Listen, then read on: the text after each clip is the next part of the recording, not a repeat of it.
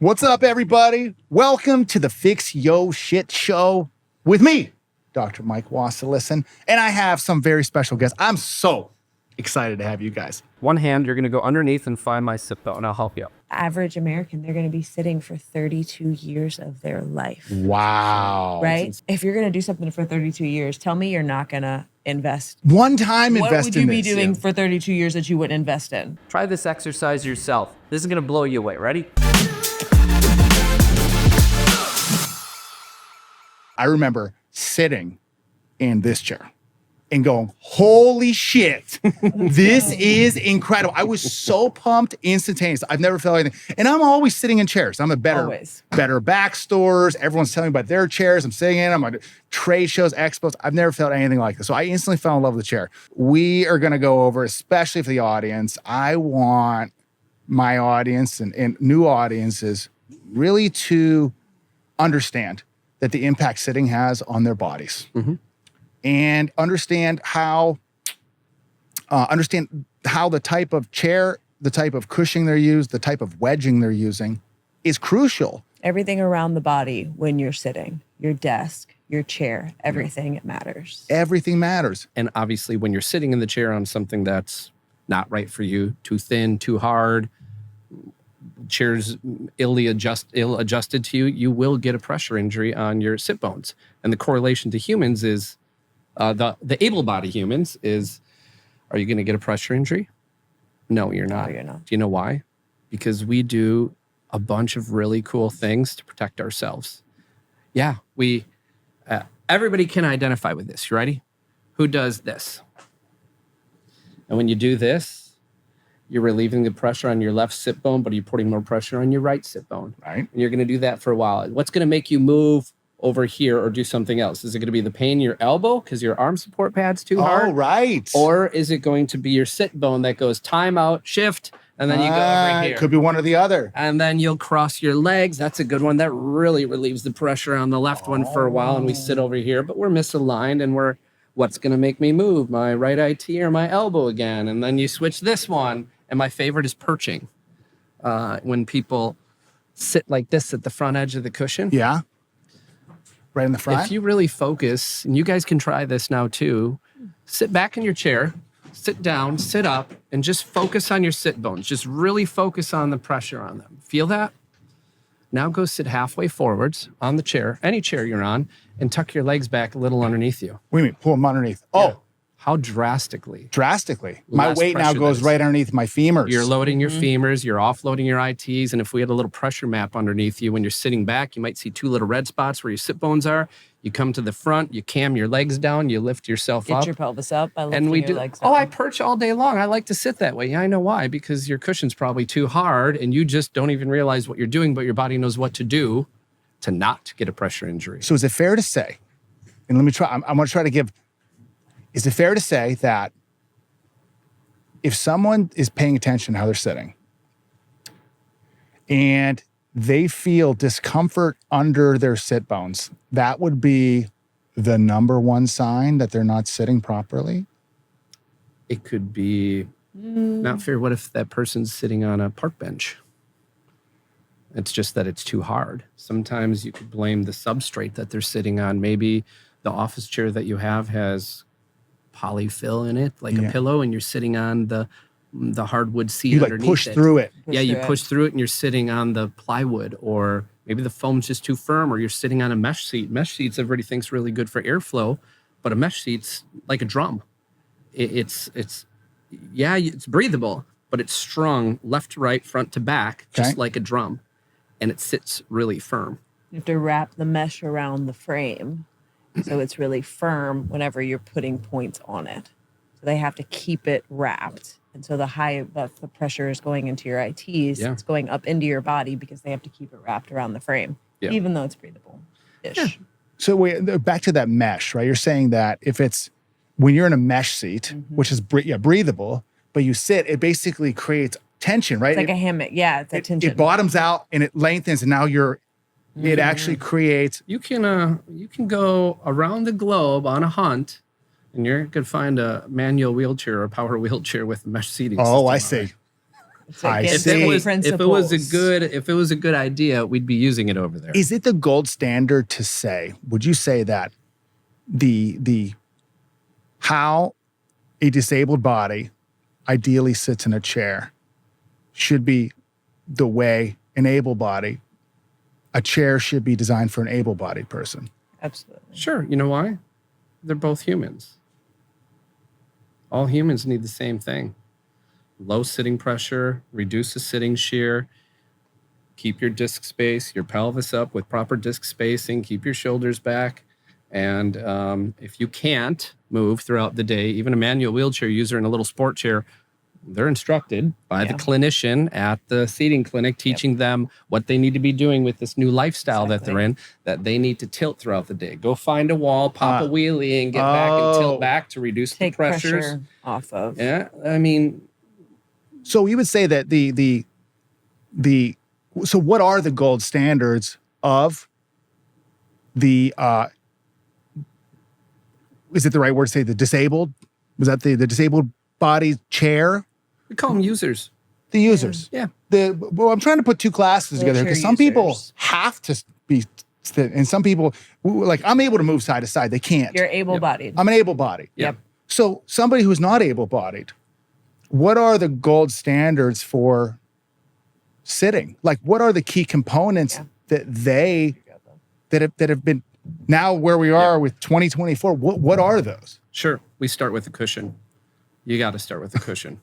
Start with a cushion. Oh, yeah. It's the chicken and the egg time. Yeah. What's more important to you? What do you think's more important? In an office chair. In an or office a chair or a wheelchair? Any chair. The back or the cushion? Yeah, we talked about this. And I think my first thing would say, like, I would think like the angle of the seat. That's what I would probably That's a good one. Yeah. think. Yeah, too far forwards and you're sliding out, just the right amount leaning back. Might be a little better to hold you into it. Because I'm tall, I'm 6'4". And I always find myself, it's in my car, I'm always tucking more into posterior because of my height, because my knees are so high. Oh, yeah. I'm always trying to pull, and I know it's curling me into more of a flattened back. Yep. But because my feet are so high, Yeah. my thighs are off, and I don't have equal pressure distribution. So the only way to do this, I got to tuck back. Yeah. That's why I would say angle, but I'm probably the anomaly because chairs aren't built for me. We kind of start with a cushion. How good of a cushion can we get you based on your diagnosis? How far? There's kind of a performance ladder with cushions, from a 2-inch piece of foam. That's called a basic cushion. And then you can put a gel pack on it. Yeah. Then it gets a little bigger and you start throwing more widgets at it. It gets a little more contoured. It gets a little thicker. And you kind of build this performance level up in the cushion, which you can test using ISO standards for how good is a cushion, all the way up to the gold standard of care is air. I want to know what that is. What's the air gold cushion. standard? Yeah, okay. It's an air cushion. Yeah. There's a lot of different ways that people make air cushions, but air is better than anything else because it's like it exerts the least amount of pressure back on the body. Think about sitting on this table. Yeah. Think about sitting on a 2-inch piece of foam. Think about sitting on 3 pillows. Think about sitting on even if I made something like an air mattress, garbage, kind of? Like an air mattress? or a garbage bag. You know what I mean? It just conforms to your body. It holds you. It lets you float in air, and you don't bottom out. Your sit bones never hit down on the ground if you haven't inflated properly. But that's the gold standard of care. Air cushions. Yeah. Okay. So air cushion, the best. Yes. Okay. And then what about the gold standards then for the other components? Every manufacturer's got their own widget or invention to try and make their cushions perform as high as possible. And it's really, you're just taking on pressure and shear, sitting pressures and shear. Sitting pressure. Yep. That's straight down. Straight down. Now, shear is what people don't consider. You taught me. Now, when you said it, I'm like, yes, of course. Yeah. Shear, right, is the amount that we're resisting the sliding forward. It's camera time. We need to show that. Let's do it. I want to know. So, sitting, gonna lock this thing out. So when you sit on your chair and you sit straight up and down, I'm not going to use the backs, right? This is pressure, right? Straight down. There is zero shear. The second you lean into your back, and you guys can feel this at home, feel it through your legs, pay attention to the tissue on the back of your thighs. When you lean into the back, you start kind of, that is shear, gliding forward. And the only reason I'm not going any farther is because my pants are stuck to the fabric. My pants are stuck to my tissue stuck to the connective tissue, which is stuck to the bone. So internally, it kind of looks like this. Here's your femur, right? So I'm sitting down. Yeah. And then when I lean backwards, the tissue is being strained this way. That's shear. Internally as well. That internally it's shear. Internally. Yeah, it's a tissue layer. It's kind of like here. Watch this. Let's use your hand. Ready? Yeah. This is your butt, and these are your two. These are your two sit bones, right? So you sit down. Okay. That's pressure. Yep. And then you lean into the back. There's my shear. Your tissue only goes so far because it's connected to bone, right? So that's shear. Or you could show them this way. This is pressure. This is pressure with shear. Well, we said internal. What do you mean internal? Internally, because this tissue right here is connected. Internal rotation. No, internal on your body. It's like this is your butt cheek upside down, right? You sit down into it and then you lean backwards and you tug on that tissue, and it goes so far. You know, you told me this before, and I was like, I started thinking about this. I brought this up to you. I go, how much of people, you know, we get older, our skin naturally gets a little looser, but how much is accelerated because of this? Because if you're sitting for 8 hours and you just have constant tissue shear, you might as well be pulling on this skin. I think for the people that are listening to this right now, the best way for them to maybe consider, when did I feel tissue strain in my life? It's when you're sitting on an airplane. Oh, that's the Airplane worst. all day. Oh, that is. I just felt it. So I you was know feeling it. Oh, So you guys think about your last airplane journey. You sit down. Isn't it feel weird? Like the best spot to sit in the airplane seat is like an inch or two forwards. There's this butt well. Yeah. And you sit forwards, you sit on it, and then you lean backwards and your gravity's pushing you down. You're sliding this way, and it feels like your butt's on fire. oh, on fire. It's not necessarily the pressure that's doing it. It's probably the shear strain at your tissue, and it feels like it's burning everywhere underneath your sacrum. So let's say someone's sitting at home and they're going to be more aware. Now they need to decipher between, is my problem shear or is it pressure? How would that sensation differ between the two? I think it'd be based off of your posture. But I'm saying, what sensation would they feel in their body? But that would differentiate. I think the shear would be, I feel it's more of a pulling. Like a burning. Yeah, burning. Shear's got more of a burning sensation to it. Yeah. And pressure is almost like a. It's acute. It's like this. That's Ah, pressure. yeah. This hurts, and now push forwards. Ow. Yeah. Painful. Those two together are the devil. Okay, so someone's sitting at home and they go, okay, they're aware. And they identify, they go, okay, I feel, by the way, on the plane, what I do, I always bring, I have this, it's huge, but it's this, I gotta show you guys what I bring. I bring this cushion and I lift my thighs up because I'm tall. It's even worse for me because now my knees are up. Yeah. I'm sheer squared. Shear squared. It's brutal. And then the problem is my feet. Super shear. I'm super sheer. I'm trying to get my feet, because like if you're sheer, You're pushing on the guy's seat. in front of you. trying, You're getting like stability. So you're trying not to going forward. push back. I see it. Right. Visually. But if I put something underneath my thighs, like in Absolutely. front of my sit bones, I can at least wedge into it and it distributes my pressure then amongst the cushion and the pillow. Yeah. And at least reduces that shear. It's a- But it puts me in a flexion. Kind of offloading. That's a principle that we use in wheelchair cushion lines. So we call it a zero elevation cushion, a 2-inch flat piece of foam. And then we got cushions that are a little more contoured, like office chairs have a little contour to them. So does this chair. But it's called a wedge.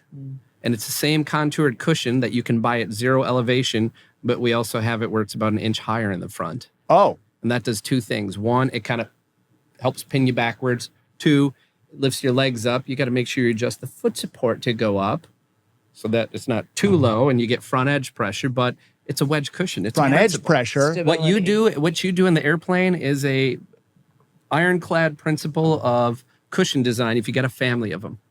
So if my seat front edge pressure now, that would be if I needed my chair to go higher, or it'd be the other. If I needed it to go, it was too high. I get front edge pressure. Is that right? Yeah. Yeah. If the cushion's wedged up really high and you got the seat to floor height up and your feet are dangling, yeah, you might get a little circulation cut off over that front edge. So if somebody let's just say somebody at home now, they go, okay, I have a pressure issue, not a shear. They feel that elbow pushing down. Yeah, it's like butt pain, right? So they would like say, my butt hurts. Yeah. But My butt they should- hurt. But they should focus for a second on where their pain is in their butt. Like, is it towards the back and the center? Is it like tailbone, coccyx pain? Yep. And that might be from sitting slouched and you're sitting on your tailbone. Oh, you're So you can sit Yeah. on your tailbone. If Yeah. you slouch enough, you're getting is that central pain. Yeah. That's your coccyx. That- You took pressure off of your ITs by rolling your pelvis back, but you're getting the shear and the coccyx pressure. that means if your pelvis is tucked too much under, Uh-huh. you're in too much posterior tilt, you've completely reversed the curve of your low back. Of course. So now that pressure distribution, if they feel it more in the tailbone line from the Yeah. tailbone Yeah. behind the sit bones, it's going to tell them that they're in too much of a posterior tilt position. Exactly. Yeah, and it might be again because the seat surface is too firm. Too so firm. I'm Too sitting. firm. Yeah, I'm sitting if you're sitting on a mesh or a really thin piece of foam or a crummy cushion that doesn't have Should we much make cushion Steve where you bottom sit out. on the table in an upright pelvis? You've got For something? a long period of time. No, my God. Should we no. make Mike do Wake that? Actually, you up. Wait, Should we make Mike do that? I'll do whatever. What are You're you going to going be to do? honest to the audience, right? Oh, I'll give you something. Ready? So I'll sit on the table. Okay. So, you're going to put your hand upside down. You're going to palpate one hand. You're going to go underneath and find my sit bone. I'll help you. I know it. It's right there. Right there. You got it. Ready? So there's no pressure on it. My pelvis is go backwards a little bit. There you go. That's it. Right there. Ready? Just keep your finger right there. Fair. So I'm just going to put light pressure on you. That hurts, doesn't it? Yeah. Oh, no, that does. That was, and I'm not midline yet. That's how much sitting pressure you put through that little tiny cross section of tissue. It wouldn't take long for me to get a pressure injury if I sat on the table. It depends on glute size too. It does, and I can flex and get it higher. Oh, give yourself a little relief. You might feel acid. Yeah, you can flex your glutes, and you see how it went up, and the IT went higher. You reduce the pressure, so if someone's sitting and they feel at least, Yeah, you squeeze your glute. at least you can. I am a little bit of something. Absolutely. Now, what people will do is they'll hold your hand a second. I'll slouch. I don't want to crush your fingers. Now my ITs are way up here now. Shift it. And you're right there. You go. Almost. You have a little bit higher. There we go. Right there. Not much pressure, and I'm midline. That doesn't hurt at all. Yeah, because now we're back. I'm sitting on the gluteal mass. I'm sitting on my tailbone. So a lot of people will sit like this in their chair and use, mainly the upper half of the back. And this is great. Oh, because the seat's too firm. Yeah. Because they can't. I'm It doing hurts so this much. as a They defense roll mechanism. back. Oh, yeah. Is that the most common? I think so. And then you sit up and you go, ow. Oh, yeah, but that's why we have lumbar support right here. Oh, now I'm driving my ITs down, and now I'm going to probably just move to here. Oh, right. Now we're back to which one's more important. Oh, Back or The shit. chicken or the egg? So the lumbar support then, Yeah. it's basically forcing them to sit Forward. straight in the ITs. Yeah, so if you have a crummy cushion on your chair, it's too firm, it's going to hurt more to sit upright. And then you're just going to protect your sit bones because there's only a little bit of tissue. Yeah, there's not much at all. Oh, so the first thing I'm going to do is just scooch forwards a little bit, rock them down, sit on as much tissue as I can. And now my L4, L5, S1 is all lined up for destruction. Oh, Whoa. destruction. And you're not using any muscles in this position. Your body's at rest, but you're resting on your ligaments. And so we fall there into this collapsed posture so we can focus on what we're focusing on. Do most people do this subconsciously? Of course. Oh, yeah. Posture They're not aware. We No. protect ourselves. Least amount of energy, Least amount of pain. energy. They're like, what's the easy button? Here. Yeah. Actually, lean forwards on the desk Also that. Right. Nice. Well, that's right. You lean Yeah. forward, you get a little. Now, Yeah. granted, to turn off your stomach muscles. Turn off your stomach muscles. Yeah. When you sit up, yeah, that makes sense. Even here, if I lock this thing at It's the easy zero, button. yeah, if I lock it at zero and the back set up and I got a nice cushion, I got all right, I'm sitting square, but I still have to use my stomach muscles to sit upright. You're on the airplane again, you fall asleep. Which direction do you go? You're s- You fall forwards. Your head, when you're doing this and you're bringing yourself back. And that's you fall asleep, your muscles turn off and you fall forwards and you wake up. These stomach muscles hold you up. So what people do, even if they got a nice cushion in the back, they'll come forwards and they'll rest on here. And now I can turn my stomach muscles off and hold myself up with my arms. You're giving Well, yourself stability. give yourself. You also With can your remove a little upper pressure shoulders. off of Exactly. Yeah. Sit bones. Yeah. So these sit bones seem like there should be a surgery. They just go cut the sit bones off, right? And shave them down a little bit. I wish we had dog sit bones. You ever see dog's pelvis? Oh, they're like they They look mushroom head. And ours go down to a rounded point. Yeah. Theirs have like a little mushroom cap at the bottom. Oh, how nice. They're engineered to sit on the ground. There's got to be some upcoming surgery in the future. Let's just hammer in some mushroom caps Sit-bone down there. inserts. Sit bone inserts. well, Patented. the pelvis has Titanium. evolved over time, though. Like we used to sit on the ground, and our sit bones were shaped differently, and now invent a chair, and the sit bones are now round. What was that? You did the presentation on it. It was incredible. Yeah, with you guys. You guys thought I was nuts at first. You I think. were I'm like, kind of let's a go little back. nuts. Let's go back. You were How far a back little you go? nuts. Let's go back pre-chair. How do we sit? Before the chair was invented. Yeah. I mean, there wasn't always just benches and We sat on the ground. No, once upon a time we sat around fires and on stones and on rocks and on the ground and climbed trees and sat on branches and Yeah. we didn't always have toilets. We used to squat. Yeah, I and, mean, we're gonna go way back there. Yeah, Yeah. Way back. That's way kinda back. how we're meant to be. that's how When we're we still started- designed. I mean, we haven't changed much. Yeah. Now we're standing up, and then the pelvis has evolved based on the fact of sitting on things. Isn't sitting so nerdy and fun at the same time? Yeah. I want to stay on. Let's stay on this pressure is fascinating. Isn't crazy? So we have the pressure. Okay, so someone's at home. They go, I have too much But pressure on my IT. you're not going to think that, though. But now they are because they're listening to this thing. They are. They will be educated. They're at least going to be more aware. Exactly. So they're more aware. But it's subconscious. You do it without even realizing it. Yeah. Go to a concert or a bleacher seat. You're watching your nephew playing a basketball game. You are not going to sit upright on that No way. bleacher seat. You're for gonna an hour. sit down, and if nobody's behind you, you're gonna slide backwards until your ITs click right off the edge, and you're gonna sit on your femurs. Because it's subconscious. Like as able-bodied humans, we move away from pain, and Yeah. you don't even realize it. And rolling your pelvis back is moving away from pain. Well, that's what I teach is there's a phrase that I've trademarked. It's called positional presence, and it is a constant state of awareness to the alignment of the joints of your body. And it's not something it's people go, I always forget, I don't pay attention. I'm like, you don't pay attention because you've never trained and learned and educated yourself to be like, when you learn to connect with your muscles through different movements, you now gain that awareness. And the people they don't realize they're doing it. It just tells me that they've never developed the awareness to even know. Yeah. Where they are in space. How, like that's And that huge. word was I upgraded that word. And that word that we learned in school was like proprioception. Proprioception. But it was more of like where I'm like, that's not That's specific like enough where's to the do. joint in space? Yeah. That doesn't make sense. It wasn't clear enough. Yeah. And so I think now, but what now that you said the seat is the most important, okay? You Then said I go, that. Steve said that. Oh, you said Chicken or the egg? Yeah, you came You around. decided. Oh, well, I kind of learned from you guys. Actually, that the I seat agree, though. is the most important. I agree. Ah. Because it starts from the base. Yeah, you can have the greatest back in the world. You got Best a hard back ever. cushion. Yeah, greatest back. And set it up and go, this is perfect. And then you start the fidget train and you move and you lean forward. and you, Fidget train. Yeah, and then you Fidget sit train. down. The back isn't doing anything for you now. All this technology is behind you not being used. Oh, because right. I go forwards and I slouch because I'm protecting my sit bones. So you have to make the sit bones happy. Protection of the sit bones. Yeah. Okay, is that the culprit? Like, did you build this? Or is it fair to say building the Anthros chair from the sit bones up and out? 100%. Always. Oh, interesting. Always. 100%. Because now that I'm seeing, I'm like, oh, these are our two bones that are the closest to this. Yeah. Once I can get you to sit still without fidgeting and sit, we'll call it midline. For how long?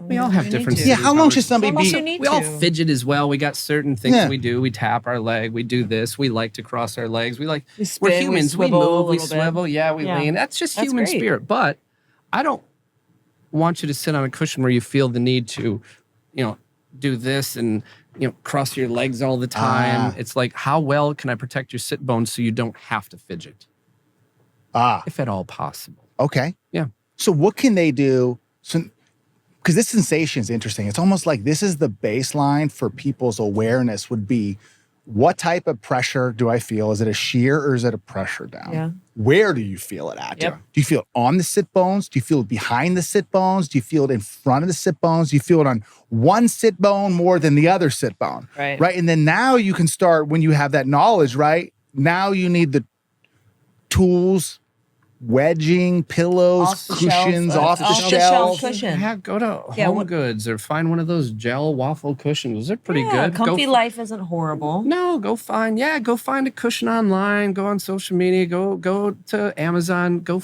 find some reviews with 5,000 people that love it with a 4.8 star review. Why don't you start there?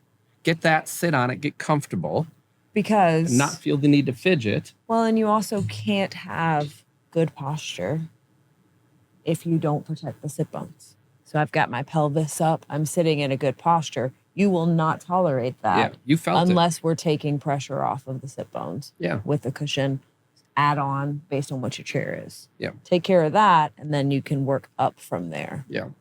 Take care of the sit. Okay, so let's say we take care of the sit bones, Yeah. right?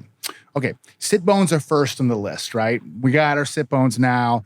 Let's just say we added some cushion in here, Yep. or you just get yourself an Anthros chair, which is the best chair on planet Earth.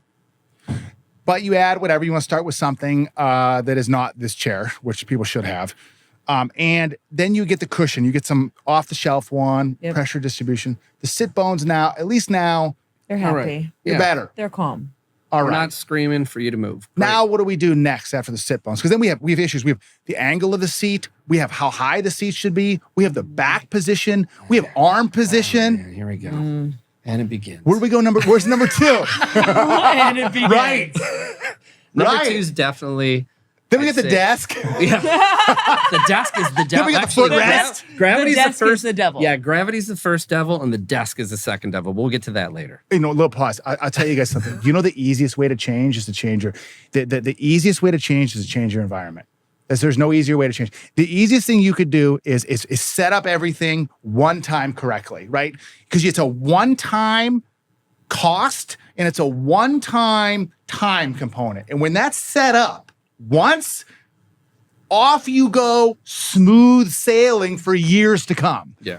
The one-time thing, there's a book called Switch, How to Change When Change is Hard. And I'm in the business of behavioral change. People are like, oh, move you, it's movement. Yeah, people know what they need to be doing. They go, oh, I know I should lose weight. I know. But one of my favorite quotes is, to know and not do is to never really know. It is, to know and not do is to never really know. Yeah, that's a good one. People are like, I know I should quit smoking cigarettes. I'm like, do you know? Do you know? Because if you knew, you You wouldn't sure? do. Yeah. But, you know, like Americans, like an average American, they're going to be sitting for 32 years of their life. Wow. Right? That's an insane number. 32 years. And so if you're going to do something for 32 years, tell me you're not going to invest One in time. that, right? One time What invest would you in be this. doing for 32 years that you wouldn't invest in, right? If you were 32 years in the gym, are you going to get some new shoes? Are you going to invest in some workout gear? Like you're going to spend 32 years doing it. Invest in what's going to set you up for success. And listen, those of you guys say that my employer should cover my chair. Screw that. Your body's your responsibility. If they cover it, fantastic. If not, it is your body. It is your responsibility, period. Invest in yourself. Don't wait for somebody to pay for your shit. Don't. Get it. If you get reimbursed, whatever, it's going to be worth it in the long Well, run. and if you keep it for 12 years, it's like 30 cents an hour, right? Like depending on how long you're sitting for. It's like anything. When someone sets it up right, they go, oh my Set goodness, it I up should have done right. this all along. Yes. Well, you said, what about the long term? Let's talk about long-term effects of improper sitting. Oh. Because people always talk of they invest in this mattress where they'll go spend all this money in a mattress Wait. and their whole spine. Here, let me put the lid back on that can of Oh, worms. yeah. Please. We'll come back to that. I want to come back to that. No, one. she will. No, bring it. Bring It's it. good. Tell them how bad it is. Let's go with this, and then we're going to for go it. this. I was being funny because Where you are took the we can going? of I worms did. off of. I did. You were. What's bad about sitting? Oh boy, here we go. Ashley's gonna go. Somebody. I'm like, Because she kind of teed it up with that one at the end. I did. So you don't realize, okay, I'm going to not even say sitting. I'm going to say posture. Yes. I'm going to say the way that you are positioned for a long period of time. Okay. So you're sitting for 8 to 10 hours a day. If you are sitting like this, say we don't have a good cushion, let's bring it back. We're getting a lot of pressure. So we're sliding forwards. Yep. We're slouching. Yep. It's not just bad posture. What's happening to your muscles here? What's happening to your digestive system and your gut? This is compressed right here. Diaphragm shut down. Diaphragm shut down. Shallow Digestion's breathing. whatever crushed. Yeah. Shallow breathing. What are the negative effects of that? Increased cortisol, Oh. decreased testosterone. Sure. Preach. Keep going. Right? Keep going. So it's not just about posture. It's about how it affects the rest of your body, and it's all connected. Your nervous system, dysfunction, clamped. So if you're going to sit for it's all about the long-term sit. Like, so if you're sitting for 8 hours a day, this is what you're doing. You go to the gym, you have to undo all of what you did. And it kind of hurts to do it at first. Undo it. You gave a perfect example. You sit like this all day, and then you get in your shitty car seat.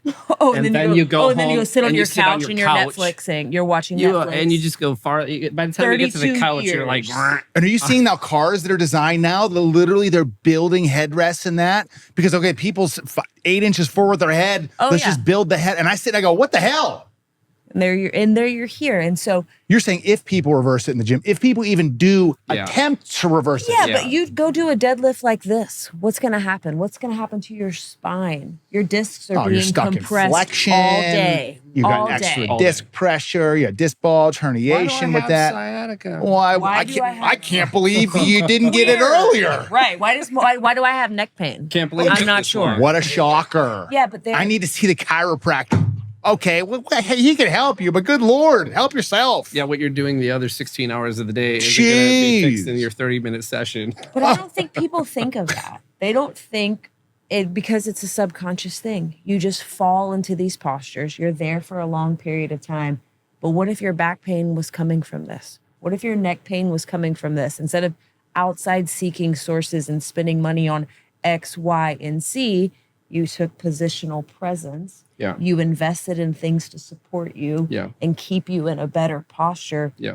What if you could be proactive and reverse all of that instead of reactive? You can. There's a lot of good chairs out there that can do that. And you can do it yourself just by paying attention to what you're doing. Attention. You know the definition. People always ask me what the definition of posture is. My definition is your posture is the position you spend most of your time in. Absolutely. And that's when the danger comes in. It's that long period of time. If you're going to slouch for 5 minutes and then you're back up, it's all good. There we go. But if you're going 8 hours, You're molding. your body is molding That's into the this norm. position. Yeah. And then when you stand up, what also happens? You're here. You're still there. Yeah. And you're in the gym, you're doing a plank, you're still there. You're still You're doing there. a bench, you're still there. You're doing a still row, there. you're still there. You get older, think of yourself 10 years later, 20 years later. Gravity's not helping you. You're just going to fall forwards. You're going to have that kyphosis. You're going to have decreased digestion. It's crazy. And that's why men need canes when they get older. And some women, because they're falling forward so much, they need an anchor to stop themselves. Gravity stopper. Yeah. Because they never figured out how to keep themselves upright to begin with. Yeah. So it's that positional presence. It's the awareness. And it's bringing to light what could happen. That could all happen if you don't take care of your body when you're sitting for 8 to 10 hours. It likely will happen. It likely is happening. It is happening. It's literally how happening could it right not now. happen? If we're Positional here, presence. Yeah. So I'm saying without it, just being unaware. I mean, just being unaware. When I think we're talking about two different things. I'm like, oh, your body yeah. is molding into this position. Oh, absolutely. And every day it's like this is takes 2 days to get out of that. Exactly. So the arthritis in the spine where you see the vertebrae just getting smaller and smaller and smaller, just the long-term effects of that. Like, get that positional presence, find where you are in space, and then invest in products that support you in that space. You guys should listen to her. Dr. Williams, would you tell us what your thesis was on? Thesis? Really? What'd you have a thesis for? Yeah. PT? Yeah. Really? You had a thesis? Yeah, I did. So I didn't have a thesis. it was all on the low back, and it was measuring like the effects of disc height and disc pressure modalities, right? So if you're gonna do some manipulations, what's happening to the disc after that? And it was amazing. It's all low back pain, and my mom suffered from chronic pain all of her life. So I have a passion of, instead of relying on outside sources to fix you, take the steps within yourself and learn that positional presence. Learn what's happening in your own body, so then you carry that with you. And I love this. Learn what's happening in your body, because right now I'm like, just be underneath aware.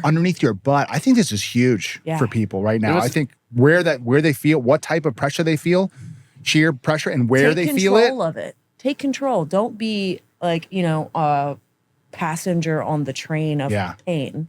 take control of it, get awareness. This is the chair my office gave me. This is it's just like I'm going down the river with no paddles. Right. And if it's not, you know, something as amazing as Anthros, get that cushion and we'll work on maybe things that you can do for the back as well. How do we go up from there? Yeah, it's interesting. Sitting is, we all sit. Everybody knows how to sit. But sitting good isn't easy, is it? No way. And It's you not can easy. sit. You can say, I can sit on anything. I can sit on any chair. I sit all day long in different chairs. Like, yeah, and how many of those chairs are hurting you? Because you sit, you fidget, you collapse, you move, you lean, you do this, you hunch, you slouch, you sit like this. It's not that easy. Sitting good is hard. What I've learned from this chair myself, because this is the only chair that I look forward to sitting in. It's the only one I've ever gone, okay, I've learned that it's much easier to sit better in a chair that's set, dialed in for me. Yeah. The other way requires definitely more positional presence. But if you're set and propped correctly, it makes it a lot easier to stay in good position. The between Ashley and I, with the amount of in-services we've done with this chair, fitting people at ergonomic conferences, chiro conferences, gaming conferences, just trade shows in general, people trying the chair. We've sat thousands and thousands and thousands of people with our two hands. Yeah. And it's like two major responses happen. It's like the first while they sit down and go, oh, wow, this cushion's really good. Well, it's got one of the lowest pressures and lowest shear cushions. Guys, on when the you planet. learn what's inside this cushion, this is ridiculous. What's inside this cushion? On that scale of wheelchair we'll cushions, this thing's probably one of the top 5 performing cushions on the planet. Air. Yeah, it's as close to air as you can get. Because there's air pockets in it, right? There's two airish. What are the? I'm talking about like a pressure mapping. If I sat you on that gold standard air cushion and then you sat on our cushion, they're going to be this close to each other in performance for low sitting pressures. So low sitting pressure. So most people that's sit the key down, word. Yeah, low sitting pressures. Let's sit down. They go, wow, this chair's really comfortable. And I'm like, well, we haven't even adjusted the back for you yet. Right. And then you lift this. You tell them to sit up, and then you turn the low back in, and you lift their pelvis up, and you go, just feel that for a second. They go, wow, I'm sitting. This is really easy to sit. And then you bring this one in, and then they're like, oh, yeah, wait. Yeah, right there.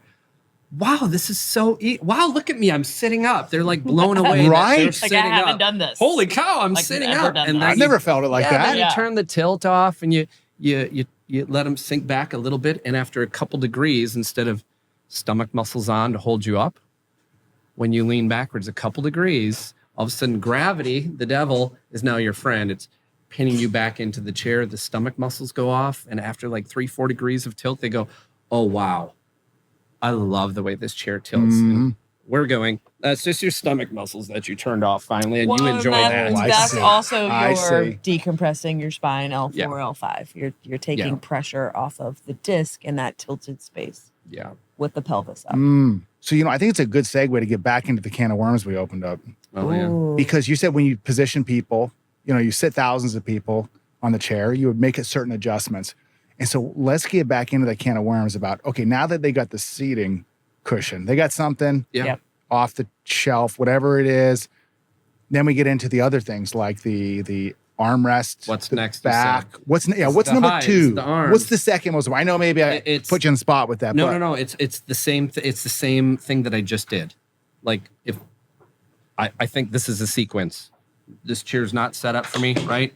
We're gonna make it up. Okay. The first thing you should do on your chair or any chair is sit down, make sure the seat to floor height's good. What does that mean? The seat to floor height. So too high, and I might have my feet dangling. I've got a lot of pressure up here, and you might have pinch the circulation off to your feet. Too high pressure up where? Underneath? On the front edge of the cushion, underneath your hamstrings. I was going to say hamstring. But, closer to the knee, back of the knee, popliteus in there. Yeah. Too much pressure there. Yeah, or if it's too low, and now your legs are, here we go, too low, you guys.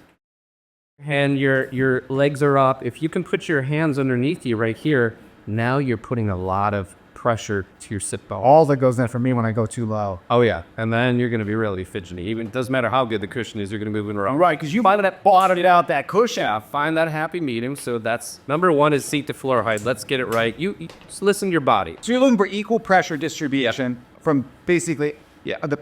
close to the knee to the sit bones. Yeah, it's We're looking 90-ish. for- It's a 90-ish. We're looking for kind of equal, just more of a feeling. Yeah, just feel it. Go up a little and go down a little. And Where's just that listen to your pressure? body. You'll know.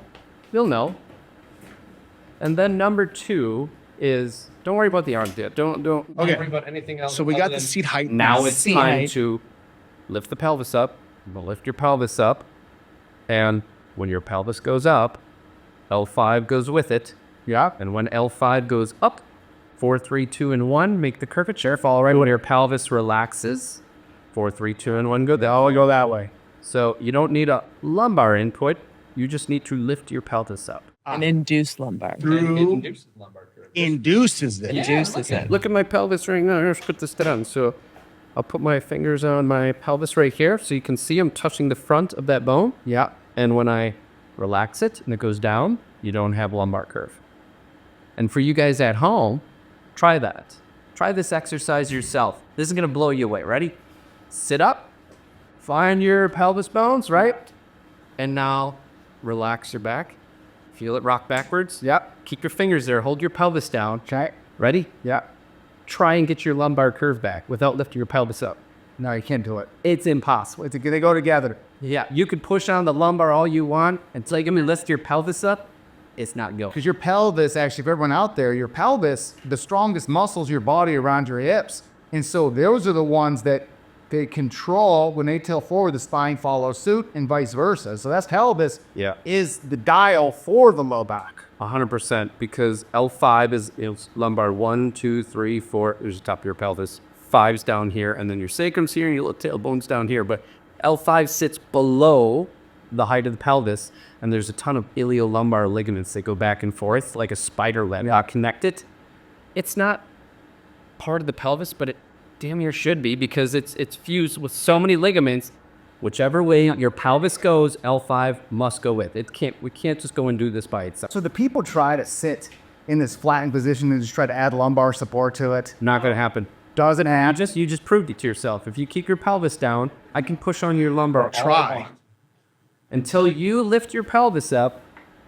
I don't think I can get much. Maybe a couple degrees. That's about it, though. But the feel about the strength, that strength's not going to exist in a chair. So if they sit up, though, let's just say they sit upright. Now, they're going to tend to fall in two directions. They either fall back or they fall forward. Now would be a time to grab anything. Anything. You can grab a pillow. You can grab a towel. You can grab... One of the most innovative parts of this chair is what he's going to go to next. But this is something you can do with any chair. We can do it with Ashley. Ashley, come over here with your chair. Your chair's got no magical powers. It's fixed in space. Lucky me. Yeah. So it doesn't matter.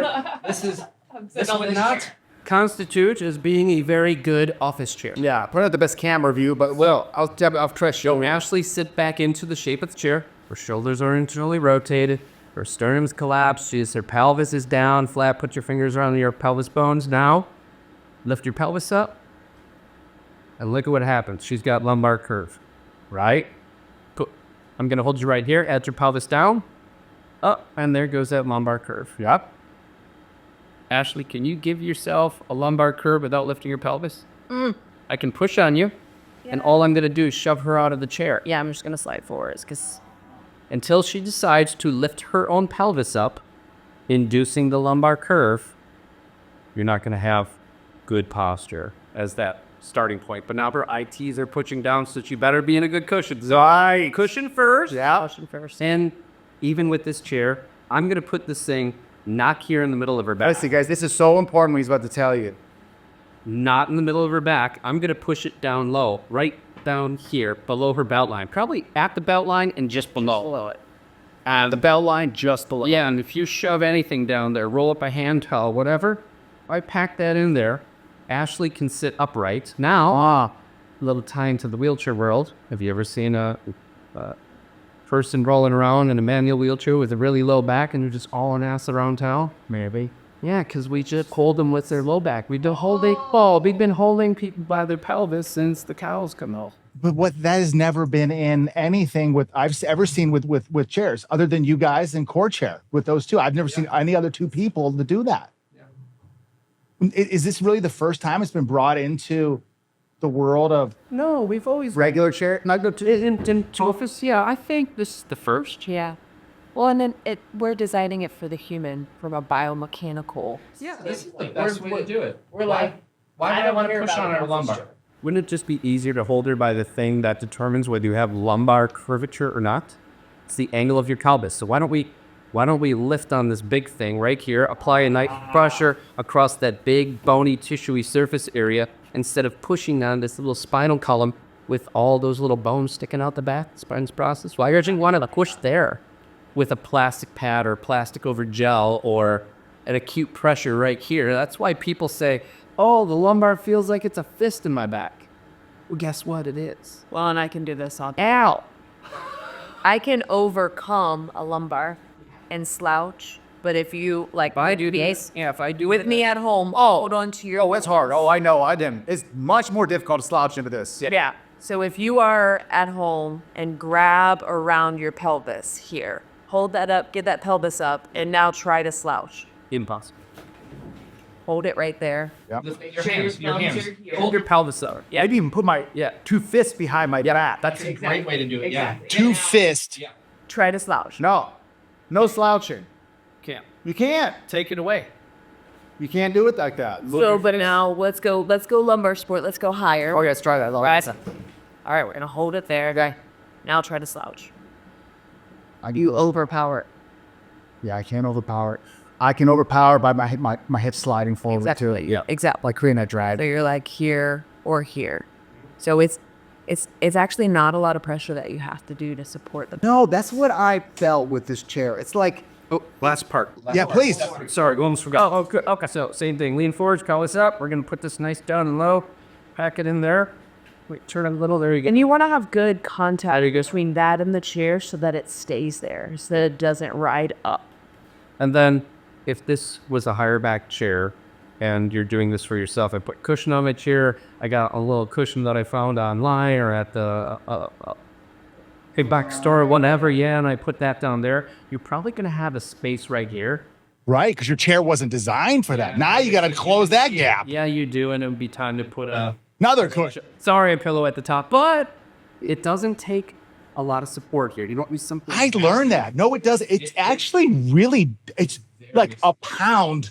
Like I could work just like this and not have upper, but I would fatigue because I'd be holding my body under. Yeah, and you don't want to be held here because that will internally rotate you. so much sense. Right here is all you need. And then your shoulders can retract around the support. So if you're going to put a pillow on the top, Make sure it's in the center. You guys are basically building your own chair now at this point with parts. That's beautiful two-part match. But this will give you a simulation too of what it is. Or you can Get the towels and the duct tape out. yeah, you can get it done at home. You Yeah. I mean, because I make it happen all the time. Like this whole pelvic support thing, I just recently started doing that. And I do it if I'm on my couch, for example. I add just a nice throw pillow underneath my sacrum there. So even if I'm not in the chair, which I like, I sit on many chairs in my house too. It's not like my office is buried in a corner. I keep myself as far away from everything as possible. So I'll add these things anyways in different parts of the house that I'm in too. Man. So, okay. So we've got now wait, I had a question before I paused. I said the back support then has very little pressure. Yep. The upper back. The upper back. It's also important. Guys, many of your chairs, even if they're flat, especially the worst ones I see are the ones the net, they kind of like you lean back because now it pulls the shoulders. Oh, the race car chairs. Oh, the race car chairs. Race car chairs are hurting you. Oh, They yeah. are not helping you. Yeah. And they are. Do you need to be in a race car chair? Are we turning corners in the office? Like, is there a speed limit that we need to worry about? I'm almost willing to bet that the race car seat itself can use an upgrade in general as well. Without a doubt. I know I haven't sat in race car chairs yet. Now we have a couple of them for tomorrow. Ooh. Yeah, so I don't have any experience in Put race your car body chairs. in on that. I always see and I go, there's no way I want to sit in this thing. It does not look Well, ergonomic. we just got done talking about the hierarchy of sitting, and we started with a cushion that doesn't hurt your sit bones. Right. The firmer something is, or the more tension it is, the more pressure you're going to feel on your sit bones. So firm is bad, soft is good. Okay. Now, I'm not saying marshmallow soft or sitting on a piece of Soft but 5-inch supportive. piece of visco foam, but on something in the middle. Okay, let's meet in the middle here. But to build a race car seat or the gaming chair seat, those tight lines that they have, the fabric and the stitching and the bolstering down the sides, you can't make that pattern, that cover go over soft foam. You got to make it firm to be able to hold those lines. And if you dig deeper and you flip the race car chair over and you look at the bottom, there's usually just a square tubular frame going around the perimeter and one cross tube in the middle. And that's where they mount the arm supports. And there's nothing in those two big open areas. You can stick your finger up. Go ahead. If you got a race car seat at home, flip it over, stick your hand underneath, and you can push up into the foam. Show me some FaceTime. Like you can push the foam you and can push make the the foam. seat move up. You can. So if you made it soft, it would sink between the two holes. I see. So to cut a corner and to make it cheaper. Yep. They- And to make it a certain look, Solid as a rock. solid as a rock. as a rock. And then say, Is that a tagline for something? yeah. Is it really? And it just kills me Speaking of because then Milwaukee. they've brainwashed everybody into saying firm is good. You need firm. It won't break down. Sitting on hard foam is good for you. Soft foam's bad. It's going to break down over time. And it's like, That's just a way to cover up the mess. yeah. The shortcuts they make. I think it's the biggest hoax out of the whole thing of the race car seat is the hard foam. So that the hard foam brings on this issue about the ischial tubes. Right. So then you start there. So it doesn't matter what's Doesn't above matter. it. So that's the basis now. That's the base. You're going to have to Fidget, move. stick into it.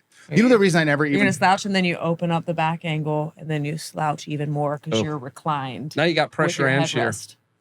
Yeah. What headrest? It's not even... It's a foot of your head's It's a your head's a neck foot support. away. Yeah. No, you're not touching that headrest. You know the main reason I never even considered getting one of those stupid things was because if you look at like the old executive chairs in like offices, right? You know, like these So big big. leather high They're backs. massive. Yeah. The wings right here. I used to the wings to like block my peripherals to keep me focused on what's straight King ahead. Mike. I've sat in these and I go, I would just like, first of all, that you could never like lock it out. So you would just go, whoa. You'd be like teetering on disaster. And you'd have to use your whole core to Like hold you core up. to bring it back. Yeah, and then it was like this flat back, but it's like Italian grain leather, whatever. Who even gives a shit at this point what it's made of? Right? It's an Italian grain piece of shit. Sacrificing you and maybe an animal. Yeah, just give me one, okay? Just one. Just one at a time. So I used to sit in those things and because my old mentor had them in his office. And I saw the Okay. race car. I'm like, these are way too similar. I'm not even ever sitting in one of these things before. No. So that's why I have no experience in the race car gaming seats. But this weekend's gonna be fun because we got a couple of them.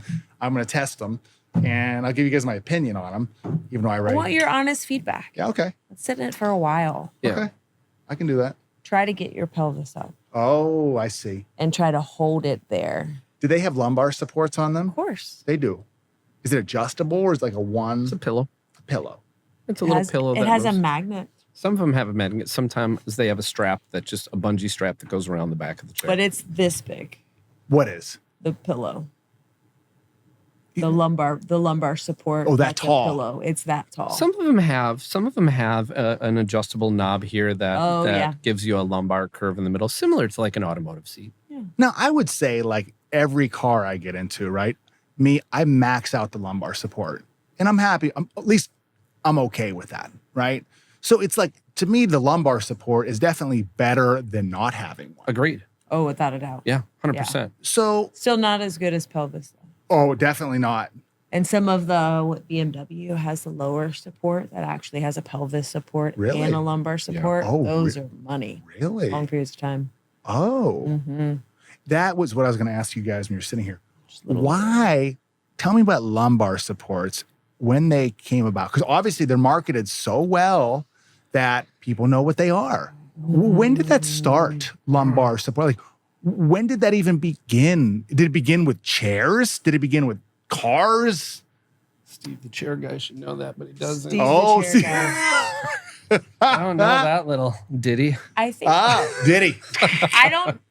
I think they were just trying to match the shape of the human. Oh, okay. If you think about that, Yeah. like, Yeah. so it's like an office chair. It's like it's supposed to look beautiful, all that stuff, but it was just trying to match your shape so that if you sat into it, you would mold it. But then they were like, Yeah. we need more of this. We need more lumbar because we're not sitting upright. So let's just give them more lumbar and that'll do it. More lumbar. More lumbar. It's not strong enough. Give me more. Ma. Leap meatloaf. What?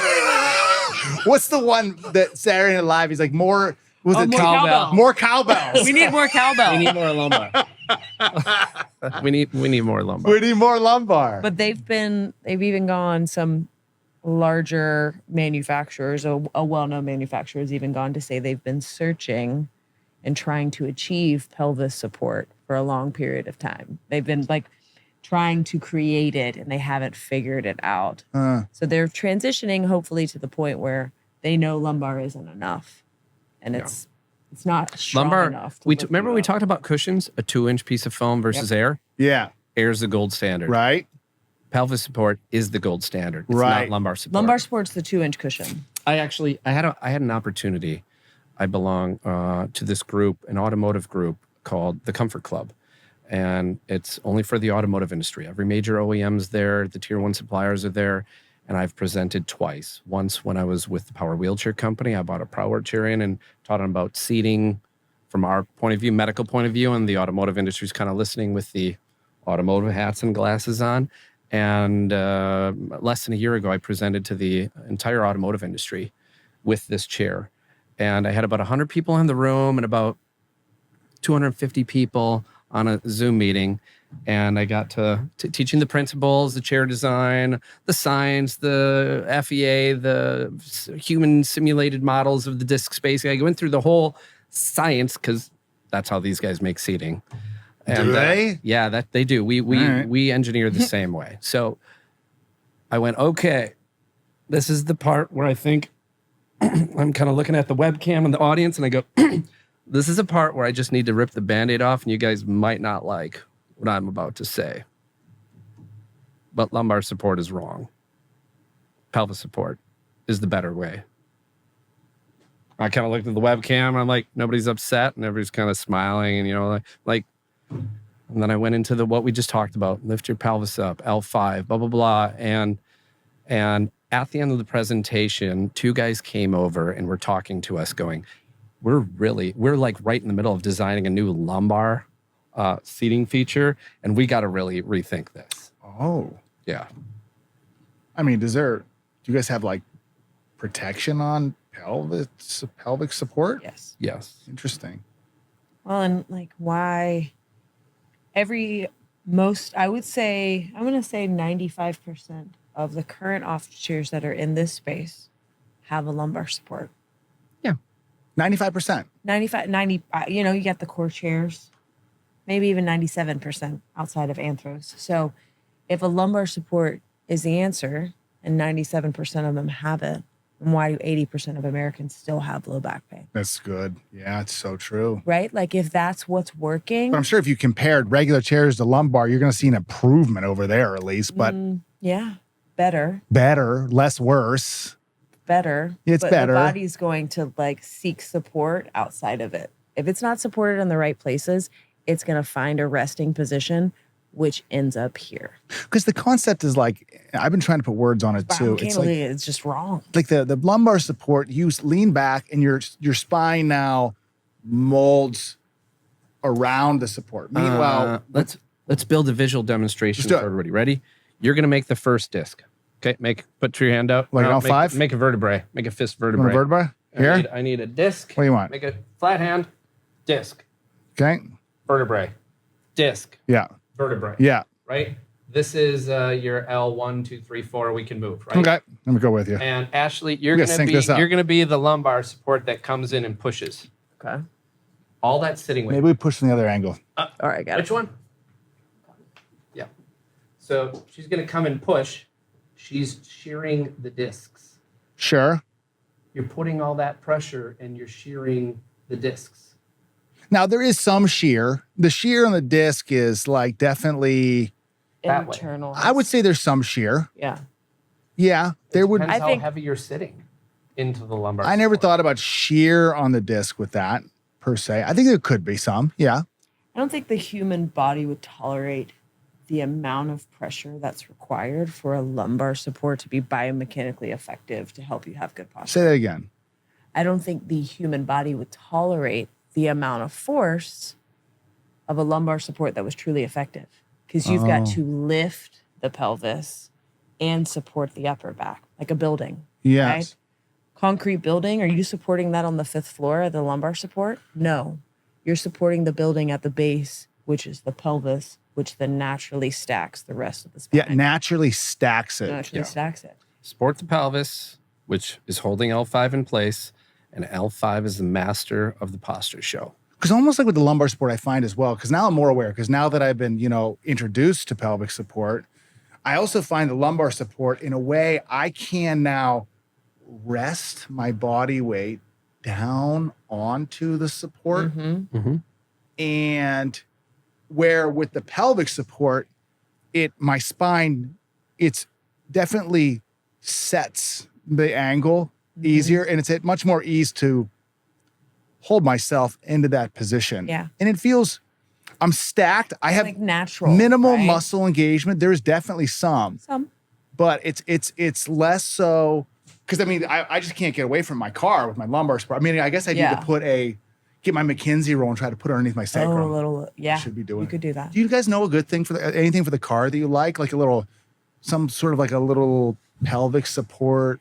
Yeah, thing? I was just at a couple relaxed back stores training them. Yeah. That's why I'm here in California, and their showrooms, they got an amazing amount of car widgets. Oh, they do. They actually have in the relaxed back stores, they have an automotive seat on a plywood base, so that you can grab items off the shelf, try different cushions, try different back Oh, supports. that's cool. The one in Encinitas? Yeah, well, there's like 11 of them in California. Oh, Yeah. So that's a great spot to go figure out the car problem, especially where you can take things off the shelf and play with it and feel and get your solution. but they do have kind of like Like a tubular, skinny, I skinny. see skinny lower down. They got different wedges. They got flat cushions. They've got even got the like a back that you can bend. It's got metal bars in it, like the Actibac like the thing. Actibac? You can pre-bend it and kind of get the shape that you want. Yeah, they got some cool widgets. Because I almost feel that most pretty people, they, myself included, tend to recline too far back the seats, and then the head goes forward. But Yes. if I add a pelvic support in there, now I'm upright and I've got to catch the seat up now to my back, Exactly. which is for the better. Yeah. For the Now I'm better not for eating your- the steering wheel like some people. How about do. this? If you're driving a car long distance, it's okay to go from sitting upright for a while to Yeah. chill mode for a bit and then bring it Right. back up and Yep. mix it up a little bit. Just Mix it up. Because you're up. not standing, you're not moving around. Mix it up when you're driving. Mm. That's why we have these levers. You don't have to, lock it in place and super glue it there, and that's it. And that's my posture. Move it around. Sit up. Be well. Retract your shoulders. Heck, lean back. When you lean back, pull your steering wheel closer to you if it telescopes out. So your arms aren't like this and you're internally rotated your shoulders because you're now farther away from the steering wheel. Bring it closer to you. I always max that thing. I just yank that thing out. Yeah, come here, Oh, girl. you know why? Because I'm so tall. My seat just goes as far back as I can. That steering wheel goes back as far as it can. Yeah. But I'm the anomaly with my size. I'm just like maxing out everything. But you can't think of any particular products that someone could put in their car. Anything come to mind? Because all car seats are designed so differently. Everybody's got their own recipe. Yeah, but there's no pelvic support at all in the car. You think there'd be some off the shelf? They've gotten some that can go a little lower. BMW is the lowest. That's I've interesting. felt, that I felt. But I would go lower I'm if gonna I were to design it. we're gonna add that to the list. Perfect. I'm gonna go do a little Steve the Chair guy. Go start reviewing car seats and pick the car seat of the year. That'd be cool. That'd be great. That'd You know, be I had a amazing. BMW. I had I can't ever own one again, by the way. They're too nice. I had this like BMW X5M that I boosted like 800 horsepower. But this thing, first of all, I was just destroying tires. I would just bump a curb, rip my rim apart. Oh yeah. It was like I couldn't even figure out how to get the thing and drive half the time. It was like this weird electronic shifter. And I ended up being like so careful with this. I couldn't handle it anymore. I sold it and got a Raptor, and I'm like Like Done. I just like a whack a garbage can. I'm like, oh well, that Beamer's like $3,000. That's fine. Those tires were like $700 each in that Beamer, and I would just for some reason get a nail in it, gone. Well, and their resale value, Oh, I learned about that one right? too. It's I not learned. nice. You get a big truck. I don't got to worry about curbs. People get the hell out of my way. Just my little insight on my own Beamer experience. Too nice. Nothing of that Too level. nice. So, Steve, what I really want to know too is we talked about the gaming chair, okay, the race car, NASCAR seats. People think they're in a NASCAR seat playing a game for some reason. But what I really want to know, that's still the minority, right, as gamers. You talk about the majority of people. They're just people working in an office with chairs. And what I'm wondering is this industry evolution, meaning I don't even know how far it goes back. Let's say it goes back 50 years. Like, how has the office chair evolved over the last, whatever year you want to put on, 50, 100 years? Let's try not to go back to the stone seats and pine things, okay? Let's try to start a little closer. How has that evolved? Where is that going? Okay. If anywhere. I think there was a lot of innovation. We'll call it going from the 70s, 80s, 90s, 2000s, where it used to be wood frame seats yet, but like old furniture, like old couches, the ones that we grew up on and jumped on our parents' couches, where it was the wood frame and then the springs underneath. Oh, yeah. The little foam on top and the fabric was tied to it. Bouncy and, springs. Yeah, the bouncy spring couches. One breakdown, go right up your yeah, rectum. and then when they went to solid hunks of generic foam, and you know what I mean? You just don't want to rotate when you're Yeah. on it. You don't want to rotate the wrong direction. But it kind of started with the wood frames, with the springs underneath, and the tied down with a little bit of foam, and then we went into foam, and then it got thinner, and then mesh came out. That was an innovation. Oh. Yeah, when the first mesh chair came out from Herman Miller, the Aeron chair, timeless 2006. piece of furniture. Isn't it still around? It is, yeah. So mesh was an innovation, and then you can tell a lot of companies followed suit and got into the mesh thing. Was mesh, was it more about breathable? You wouldn't get hot? Is that the primary? We should talk about that. Okay. That's a side effect of it. That's, it's just people experimenting with different materials, and can we make something look different, feel different, and not use foam, and, do something different? Yeah, the answer was yes. And that's how mesh came to be. And, everyone hopped on that train and hung their hat heaviest on microclimate. Now, from the wheelchair perspective, if you said, what's the hierarchy of things you have to design for if you're going to make a cushion, we'd say pressure and shear. And by definition, microclimate doesn't even make it. You could say it's third, but in the hierarchy of keeping a human comfortable and not hurting them and letting them sit for long periods of time, microclimate does not come into that. Oh, interesting. Microclimate, breathability, things of that nature. Doesn't And come in. Not for comfort, not for protecting the human body. We can handle a little heat. Okay. Yeah, foam kind of gets a bad rap, and everybody say, well, it's hot versus mesh. And it's like, what's your car seat made of? What's your couch made of? What's your recliner made out of?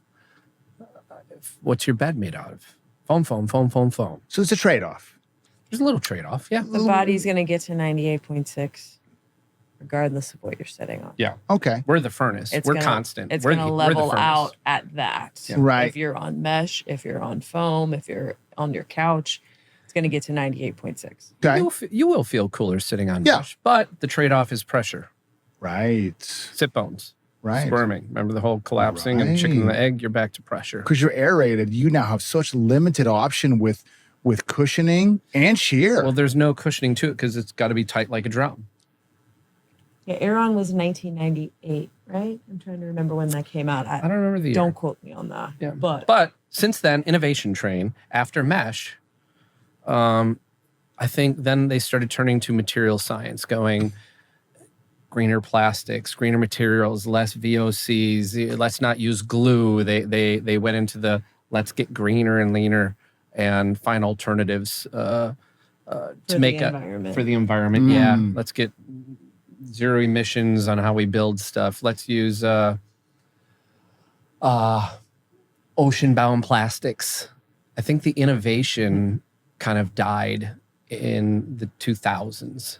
When we say innovation, I'm also talking specifically about the functionality. Yeah, I mean, Same. the same. Same. Everybody, it's like they even down to the mechanisms that make the chairs move, that give you the tilt like this, and where you can lock it. The mechanism, everybody kind of went away from this, what the Anthros chair has, which is a knee tilt, and they started going to these things called synchros.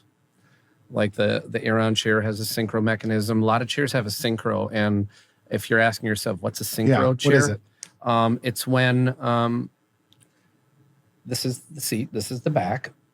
If your chair, when you lean backwards in it, when you rock back, if the seat and the back stay fixed, that's just a tilt. Just tilt. It tilts together. Exactly. It stays. So your posture's not Yep. affected. Yeah, your posture's You're being not affected. held and you're just Uh-huh. being tilted. Yep. That's and the called- pressure redistribution. That's just tilt. Tilt. Just a tilt chair. Okay. This is a tilt chair.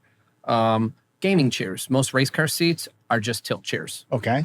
The difference between that tilt and this tilt is this tilt has the pivot point very far forwards by your knees. So your knees don't go up when you tilt. A lot of the race car companies will use a cheaper mechanism, and the tilt pivot point is in the middle. So when you tilt backwards, your heels come up off the ground. You would actually have to have your seat go up as you went back. Literally. Down. Down. The seat, down. The seat down. Yeah, because your Up. heels Oh, go. yeah, your heels go come in up. there. Yeah. So that's a tilt. That's a center tilt. Ours is, we call it a knee tilt, which allows your feet to stay down as you go backwards. Now, Wow. going to the synchro, if you don't have a tilt chair at home that you're sitting on, you might have a synchro, and that's when you lean backwards. The seat pan tilts down a little bit, and the back opens up. And there are different ratios, like a 2-to-1 or a 3-to-1 ratio. So for every 3 degrees that this goes backwards, this one goes down 1 degree. But what happens when you use synchros is you open up the body's back angle, the low back falls away, your pelvis collapses. Right. And then a lot of people don't like to sit up at zero, which is where a synchro chair is designed to do best at. The lumbar's in place, my back's in place, my arm's in place, and then they unlock it, they tilt backwards, they open up the seat back angle, and with the synchro, and your pelvis collapses. And what if you work from there in a couple degrees of tilt, or halfway back, or you like to sit like this?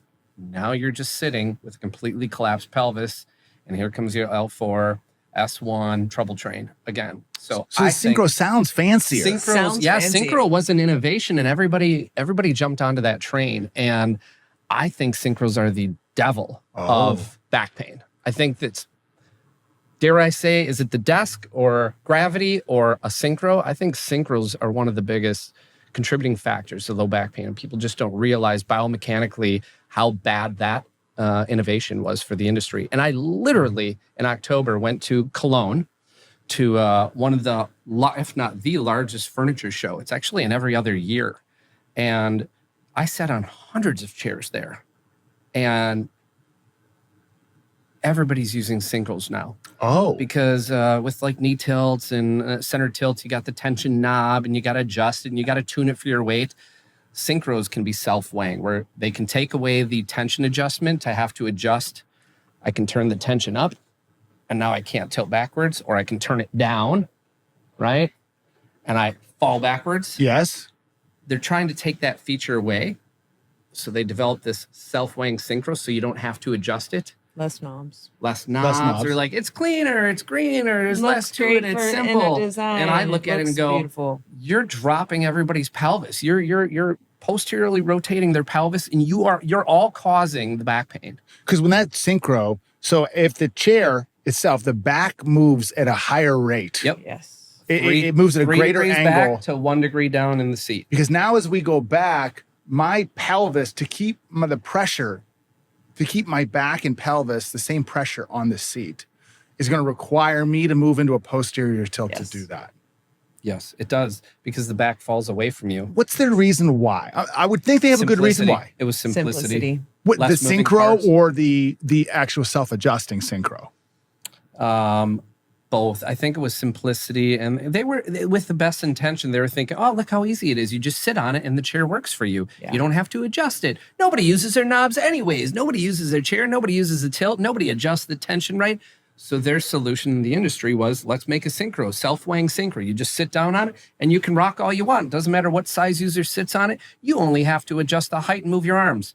Yeah, you made it simple, but you all allowed everybody's pelvis to collapse. And you're getting more shear. Oh, yeah. And yeah. you're getting more shear. Yes. So would you say they're innovating for reasons outside of the human? Again, I'm going to say I think they did it with the best intention. It's like, we gave you all these knobs and levers back in the 80s and the 90s, and nobody seems to use them. And our, studies that we do behind the glass wall, watching you use the mirrored wall, using your stuff, and let's make it simpler. Yeah. And they did it. But if they could have done like a self-weighing tilt, that would have been money. A self what? A self-weighing tilt. Oh, a self-weighing tilt. Yeah, the same concept where there's no because you would think the tension tilt adjustment. would be cheaper because you're not dealing with these multi fulcrums.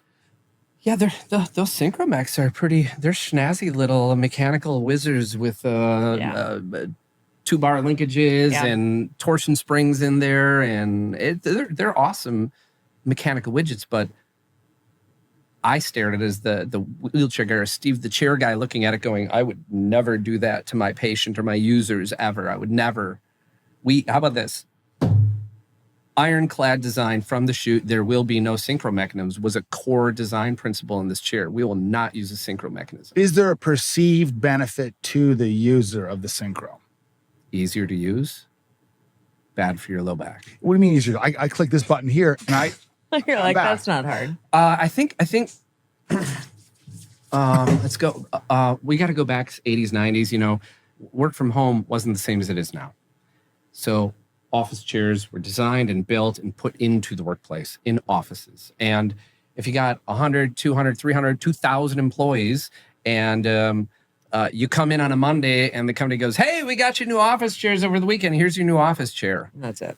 And were they properly trained? Did they not? Or you just got hired and you came to the company, you've been there for 2 days and this is your chair. Was that your desk? Is that your chair? Does anybody come over and teach you how to use your chair? With all the flippy levers underneath? I see. And I think they saw people, again, with the best intentions, they saw people not using the levers, and nobody knows how to set their chair up and even tilt their chair. And then they went, maybe we just need to make the mechanisms more simple. And the synchro came into place where the back and the seat tilt a little bit. You don't have to turn Does the seat, I noticed, am I right? The seat also sometimes slides forward. It can slide Seat forwards, slider. or it will just tip backwards a little bit. Oh, yeah. Because I've seen ones where I go back and the seat goes forward. Is that right? Mm-hmm. And if the back's here and the seat That's goes forwards, that's the worst. then your pelvis just falls down to the ground.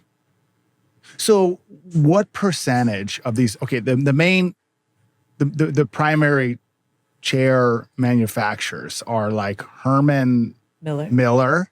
Now Miller, no. Miller, no. Merged. Yep. Who else? Steelcase, Hayworth, Nomer, sorry. And then after that, it kind of, Hayworth. Did I say Hayworth? Yeah. Yeah. But their top selling chairs are designs that were back in the 2000s.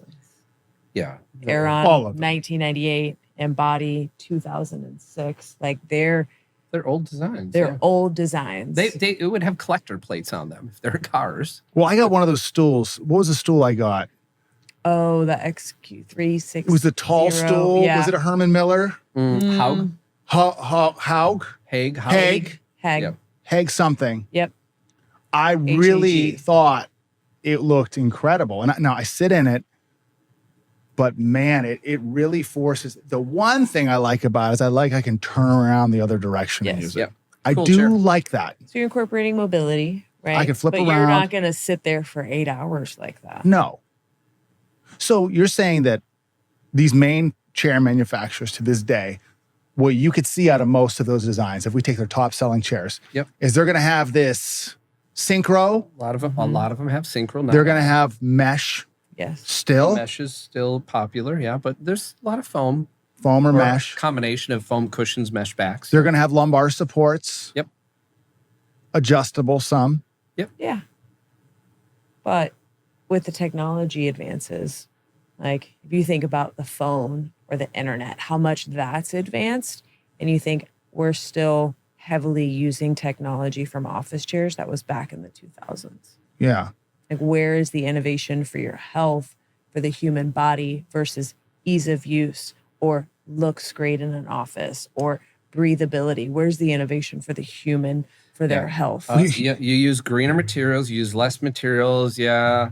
You made it with low VOCs. You use recycled content that was ocean bound, and that's the new story. And we use a synchro mechanism. And look, there's no levers on it. But if I put my biomechanical glasses on, my Judgy. judgy seating judgy. guy looking at it, I go, no, I appreciate what you're trying to do, but what are you doing to the person sitting in it? Well, you look at these, if you have a collective agreement or even a unspoken agreement amongst the chair industries that we're just going to keep making what we've had, but just make it course. greener. And cheaper. Where's the even pressure to innovate? That's what I'd love Anthros to be. That's what I want us to be. This isn't about, it is about making a chair and making a product that you can give to humans and have a better outcome, an evidence-based outcome, and make people Reducing healthier. back pain. However, improving posture. I'd love for Anthros to be a leader in education, first dispelling some old myths or old principles that were developed, like sitting 90-90-90. Guess what? That's in every textbook there is. Oh the image on the internet. Yeah. When are we going to stop using that? Yeah. But we haven't. It's still in textbooks. I bet the kids are learning it today in school. Have you had resistance from any of these companies or any kind of like pushback or any kind of... No, we're just all in the space together doing our own thing. Yep. And I would just like us to start bringing what we've learned from our old industry, bringing the gold standards of practices, bringing biomechanical principles, evidence-based outcomes, research. people using research, human research, doing good design work. And if you're going to make a design, you're going to spend your money engineering something. Why don't we put it towards a better outcome for the human that's going to sit in it versus reduced back pain. Yeah. Improved posture. Look at how little plastic I used on this. I got the design from a leaf that fell off a tree while I was walking down the Patagonia Trail. That's my inspiration. It's like, how about the inspiration of the human body to your chair design? Yeah. What positive outcomes are a result from the design that you created? Show me that. Show me case studies on people with low back pain who couldn't sit, but now can sit for work. Yeah, let's do that. Let's get everybody to go that direction. I want them to come chase us. I want them to beat us in design. Yeah, come on. Do you think from their perspective... You're 20 years old, get better. Because maybe from one perspective, they go, look, it's a chair. This is good. This is already good. You know what I mean? How much do you want to innovate a pencil or innovate something else? Maybe from their perspective, you think maybe they see it that way? Or do you think maybe it's just they don't invest in the innovation? What if we go to the raw statistics of how humans get hurt? You can answer the questions. Ready? If you're laying down in a $300 mattress, that's the right firmness, or an $8,000 mattress, that's the right There's even firmness. $500,000 mattresses. I believe it. I own one Stop of those it. things. Yeah. Are you It's gonna covered with baby skin. Are you gonna get a bulging disc from your mattress? Unlikely. But people will blame that. They'll blame that. A wrong mattress can irritate That's right. an upset disc. That's right. So the mattress can't necessarily herniate your disc. No. Splitting wood in the backyard with an axe, you can. No. Using the rototiller as a weekend warrior can. Exactly. Or sitting day after day in a crummy chair that doesn't support you, that's too firm of a seat, so you fidget, doesn't have the right back support, it doesn't hold you up properly, and you sit with a collapsed pelvis for 8, 10, 12 hours a day, day after day after day after day. Would that maybe give you a herniated disc? No, the answer is obviously yes, because it's weight bearing. But the question is are these industries looking at research such as that? Are they funding research on the effects of the body, pain, ergonomics? Is there research that they use with these? Are they research-based? Not to the same way the wheelchair industry has been developing and innovating. That It's the most comfortable office chair. We would never say that. See. We would have the data to back up the positive change that we are hoping for. Is that what they build the chair off of? Is this comfort? Oh, And yeah. look at how Ergonomic. it is. Oh, yeah. Ugh. Buzzwords. It's marketing buzzwords, but the biomechanical principle of 97% of office chairs that are out there are all the same. Yeah. Single back, lumbar support, some type of surface. Yeah.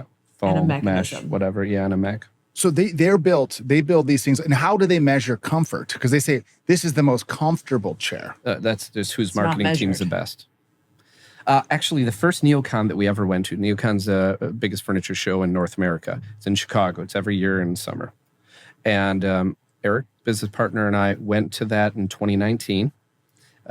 We didn't have anything more than a couple sketches. It was, should we go do this? Let's go sit on every chair there, every chair, and see if there's one that rises to the top to see who we're chasing, right? And while Eric and I were both sitting on chairs, but while I was scowling, this one's the same as that one, same as that one. They all feel the same. This one They all feel the there's not same. one that really felt better than the next. And Eric was reading through all the literature. He's grabbing the literature. He's a CMO, right? So he's reading what they're saying, and he kept going like, look at this.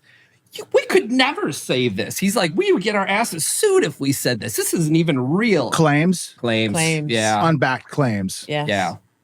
There's a lot of things that they say in the furniture industry that is just hogwash. 1 billion data points Yeah. proving that they're the most comfortable. Or How are about you going to this? get 1 billion data points? That does not exist. How do they say they get it? They don't. Creative nonfiction. Go find Yeah. it. And I request the study. Or I'm race- like, I yeah. would love to see this study with your 1 billion data points. Or race Doesn't car seats exist. saying Well, that if the hard study foam's exists, good. it's because they paid for it. That's the whole Again- thing of research. I don't even again, know who to even trust with research. In the wheelchair industry, we can't make unsubstantiated claims. If we say that a cushion does something, we had to go to the lab, we had to put it and subject it to ISO standard testings. International standards of testing and- of saying it does something. and prove in the lab that it does something, report it, record it, submit it. There's a higher there's higher quality control in Yes. the wheelchair based Because world. it's funded by the government. And it has you to have do something for the human body. You have to prove that it is this to get funded by X versus, right? Because they're Like, trying to get funding for this. exactly. Yeah. So if you have a cushion that's the air cushion, it's this code because it does this. It performed this on the ISO test. So therefore, we're going to reimburse you more because the technology is advanced. So that's why the research is so important. That does not exist in the furniture It industry. does not exist. The furniture industry has something called BIFMA, if you guys have heard of it. Building Industry Furniture Manufacturers Association. And it's a series of tests. And chairs can qualify for it. Our chair is BIFMA certified. And it's a drop test. It's repetitive loading. It's a tilt test. It's arm supports being subjected to a certain way, just to make sure It's a that your chair- functionality test. It's not going Just to make break sure- into pieces. or hurt Right. some- Yeah, Or, yeah. that's it. That's all that they do here. Oh, interesting. Because it's a furniture piece. Exactly. Now there's no real standards for the posture for the effects of the body because it's a piece of furniture. They do have a thing called the CMD. It's a device that it's got a human butt on it. You set it down, and it's got weights to simulate a human body. And then they put an air hose up to it, and they turn it on, and all these little discs slide backward into the lumbar support to make sure that it takes a reading of where the lumbar support is in height and how far it protrudes at its furthest point and back point and how much you recline it. So it's the chair measurement device is what it is. Again, it just records the angles that your chair can go, min max, where the lumbar is, min max, height of the lumbar, min max, but there's no human performance of like, how good is this cushion going to be for human tissue? Is this lumbar support effectively inducing lumbar curve? Oh, I see. Right. It's more of like, is this lumbar support effectively holding its position as something 100 pounds is pushing back into Exactly. Yeah, that's a perfect example of what's not there. it? Wow. You guys are taking the wheelchair standard into the chair. And it's just long-term sitting. It's supporting, it's like when people hear wheelchair and they kind of freak out, right? Well, that's for wheelchair users. That's No, for that was for wheelchair humans, users. and No. you're a human too. It's for humans. I the see why you most- said that earlier. Yeah, the most intense sitters on the planet. That's right. right? 18 hours a day. That needs to be the gold standard. Exactly. How do you hold the human body for 18 hours? Right. A And if you day? do that for 18 hours, you as an able-bodied will be just fine with that. You'll It'll be be above and great. beyond the standards. Exactly. Yeah. And they'll say, oh, come on, that's unrealistic. It's like, okay, well, wait a second. How many people go to work or work from home, sit down in their chair, they put in their 8-hour, 9-10-hour day, and then get up, go stretch, go run some errands, do some laundry, do whatever, grab a bite to eat, and are casual gamers.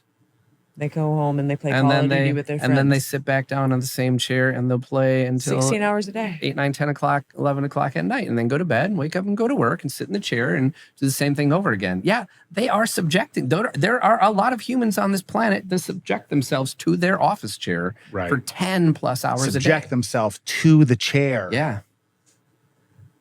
Serial sitters. Yeah. And Yeah. Serial sitters. And But- we care about those people. We came into this space with that ironclad devotion to we're going to make the best chair that we can for human beings. As Oh, I many believe it. sizes and shapes as possible. I want you to sit as long as possible without your sit bones hurting. I don't want you to have to fidget.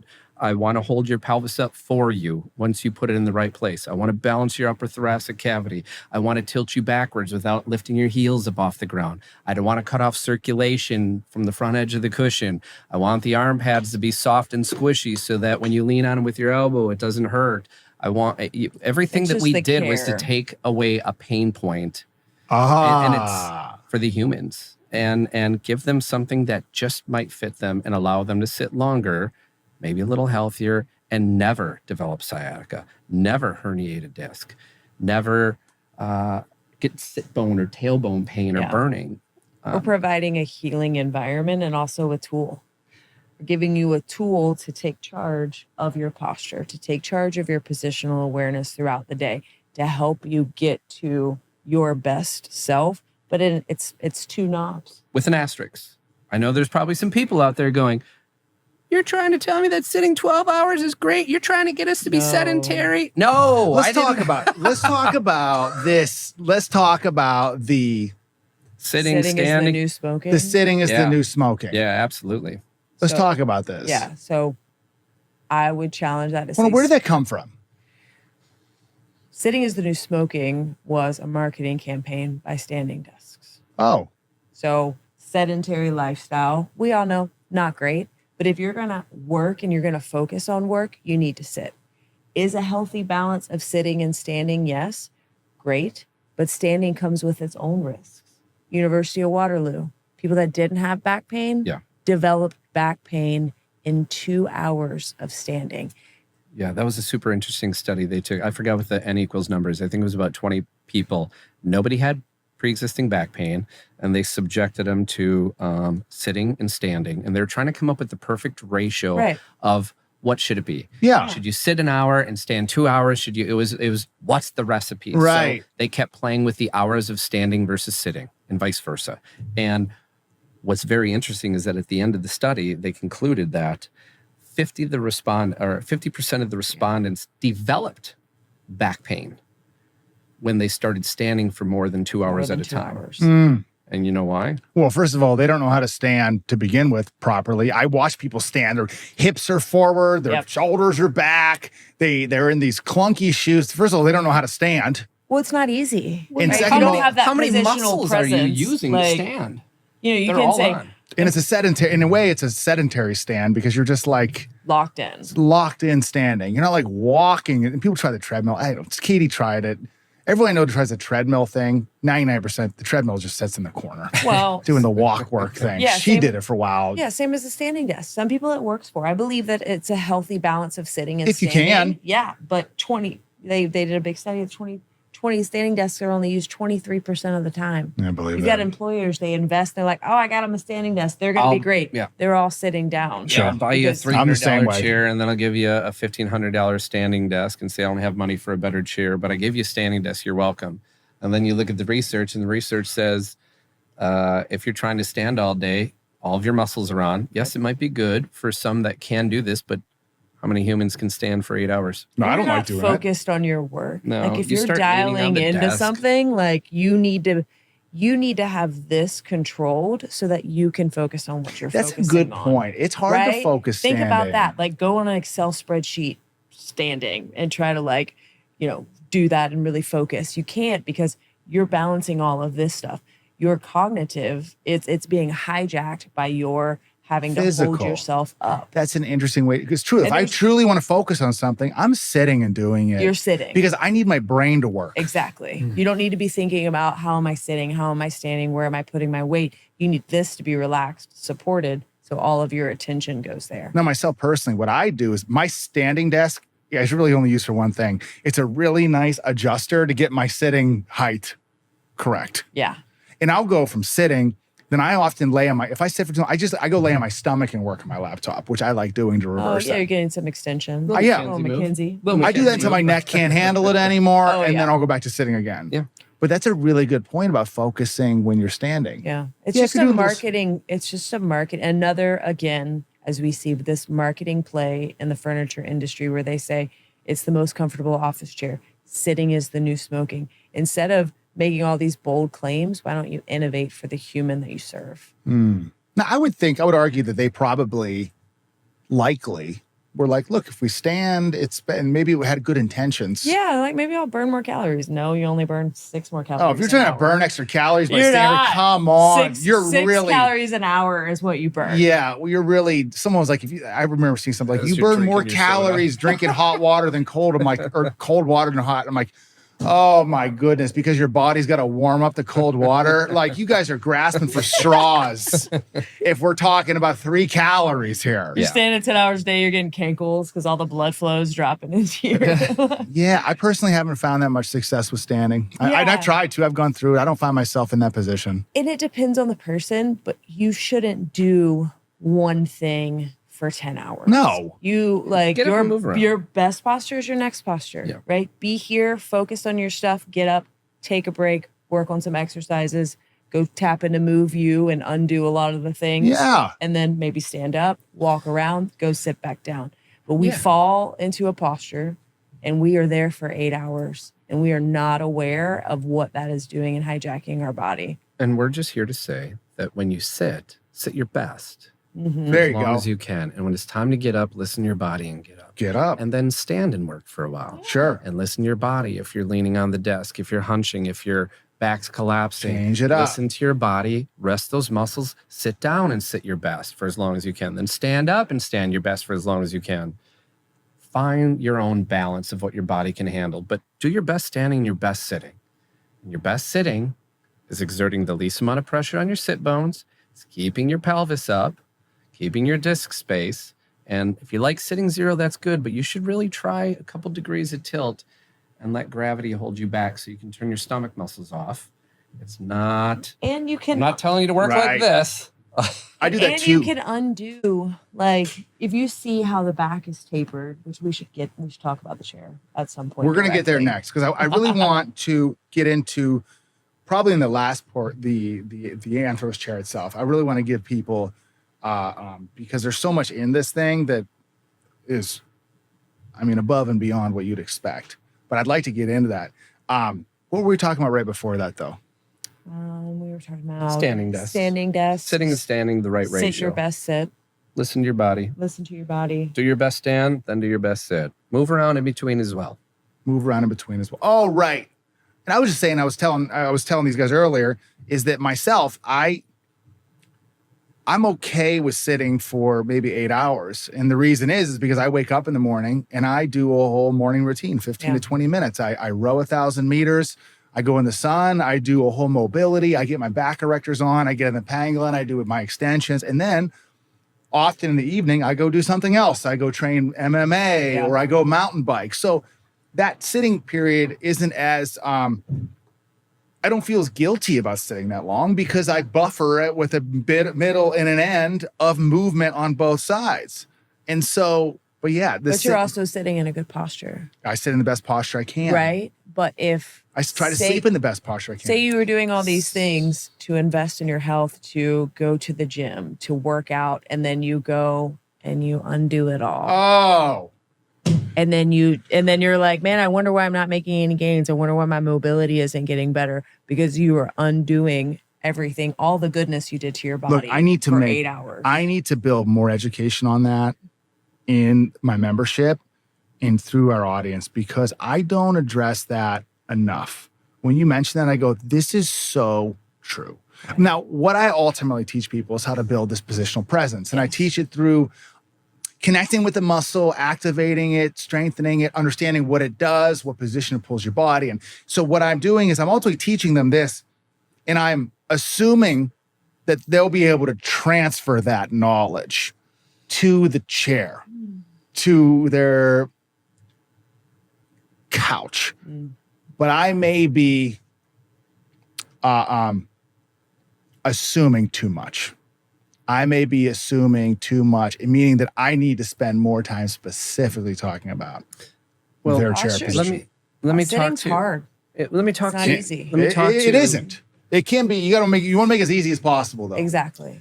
Let me talk to the me's out there. I've got 2 kids, and you guys are talking about going from your office and then doing a mobility program or working out and stretching in the morning. Let me talk to the me's out there. I wake up, I get half an hour, 45 minutes to myself, then you're getting the kids ready, and then you're driving them to school, and then you're going right to the office, and you're sitting all day long, and you're crushing out your work day, and you're barely making it into time to pick your kids up. And as soon as you pick them up, you're racing home to shove a little bit of food in their mouth, and you're taking off instantly, and you're just their Uber drivers until soccer practice over here, volleyball over there, coming back home, shoving more food in their mouth. It's 8, 9 o'clock at night. And there's a lot of us that just don't have it in us to go do the stuff that we should be doing, that you guys are talking about. And it's just time to go to bed. Rinse and repeat. That's my life. That's a lot of your lives out there. This is true. This is true. So if that is your life and you can't do the gold standard of care for yourself, of mobility routine, going to the gym, grounding myself, all those good things that he's talking about, which would be great if we could, but if you can't do that, then sit your best and stand your best when you're at work. Yeah. That's the least you can do for yourself. All this wellness stuff, I swear I could build my if I would put all my wellness stuff in a day, it would take me 8 hours to do everything I'd want to do. Oh, yeah. I want to meditate. I need to plunge. I need to get in the sauna. Red light. I need to get this. I got to do to see my mental health. Now we're Eat going to some meditate mushrooms. for a little Can we bit. have We're going to coffee? do Well, we gotta have mushrooms. Grounds, swing, play, hang. I am like, man, it would be 8 hours to do this. It'd be great. It'd be it would be great. Yeah. No, but the inconvenient truth is most of us don't have that. But I'd love to transition. I really want to talk about the Anthros Chair itself. I know, first of all, one reason I love you guys is because you guys care so much about the human that I almost have to force it out of you to talk about your own chair. Okay. But I really would like to go over the main components of the Anthros Chair, and specifically like in the seat itself, like these reverse upside down implants that exist within it, these air-filled implants, the how the cushioning is like stretches to prevent the shear, the pelvic support combined with the back support, the postural, wait, what is our term? Our Precision. Jesus. Posture system. Yeah, the precision posture system. I really want them to see this and to understand. So can you show us the I chair? don't think we have to. He just covered it all, Yeah, folks. but can you show the components? Can you come over here? Can you show them this? Okay, sure. Okay.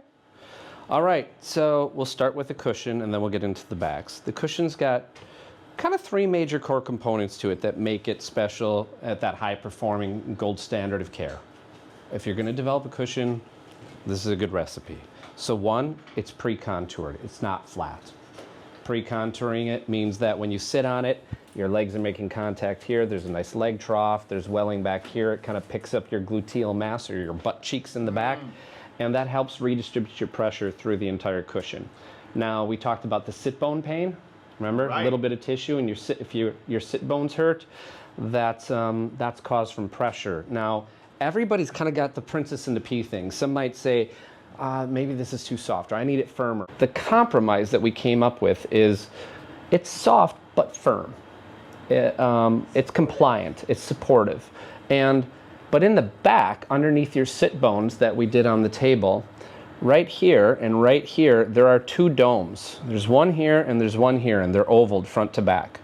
And it's a hollow cavity. If I could lift the cushion up and flip it over, you'd see a cavity on the back side of the cushion. It almost looks like those little cups. Remember as a kid, you'd flip those little things inside out and you Yeah. set it down? Yeah. It kind of looks like this underneath, right? Here's the cavity, the negative cavity of foam where I just told you your sit bones are.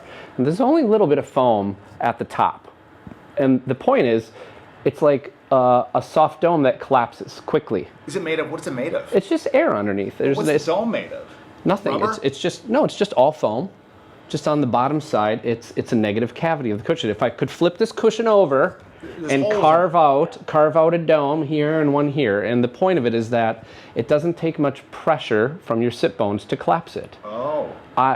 So there's no pressure here. It collapses down, Yep. and as it's collapsing down quickly, the rest of your gluteal mass is redistributing your pressure. Your femurs are making contact, your butt cheeks are making contact, but your ITs or your sit bones are making very little contact. So what's the idea? Are you trying to get the average person, maybe weighs 160 pounds, is that person going to push it halfway down? Actually, different weights will collapse the domes different amounts. Also depending on pressure. If you're a really bony butt, you might collapse them all the way down. But if you're bony butt and 260 pounds, you might push it all the way down. But I'm 235, by the way, and I don't push it all the way down. But when you do that, you're still redistributing the pressure over the rest of the cushion. The rest of the cushion's lifting you up. The domes are doing the least amount of lifting possible. I see. That's what and the reason that they're ovaled and longer is if you're a little person, your legs are only this long and your ITs sit here. If I'm a little taller, I sit a little deeper. So the domes are meant to be a landing zone to get from short people to tall people. Okay. And remember we talked about pressure and shear? Yeah, right, the shear. That's what I'm interested in. Yep, shear is, it's a really tricky one to cover and explain to people, but as we used our hands and we went, okay, this is pressure, and then you sit backwards and you tug your tissue and you can see the wrinkling, that's shear. What we have in the cushion is a patented technology called CloudTex. It's a very cool fabric. 3 layers of fabric in here. The top one that you see and then 2 more below it.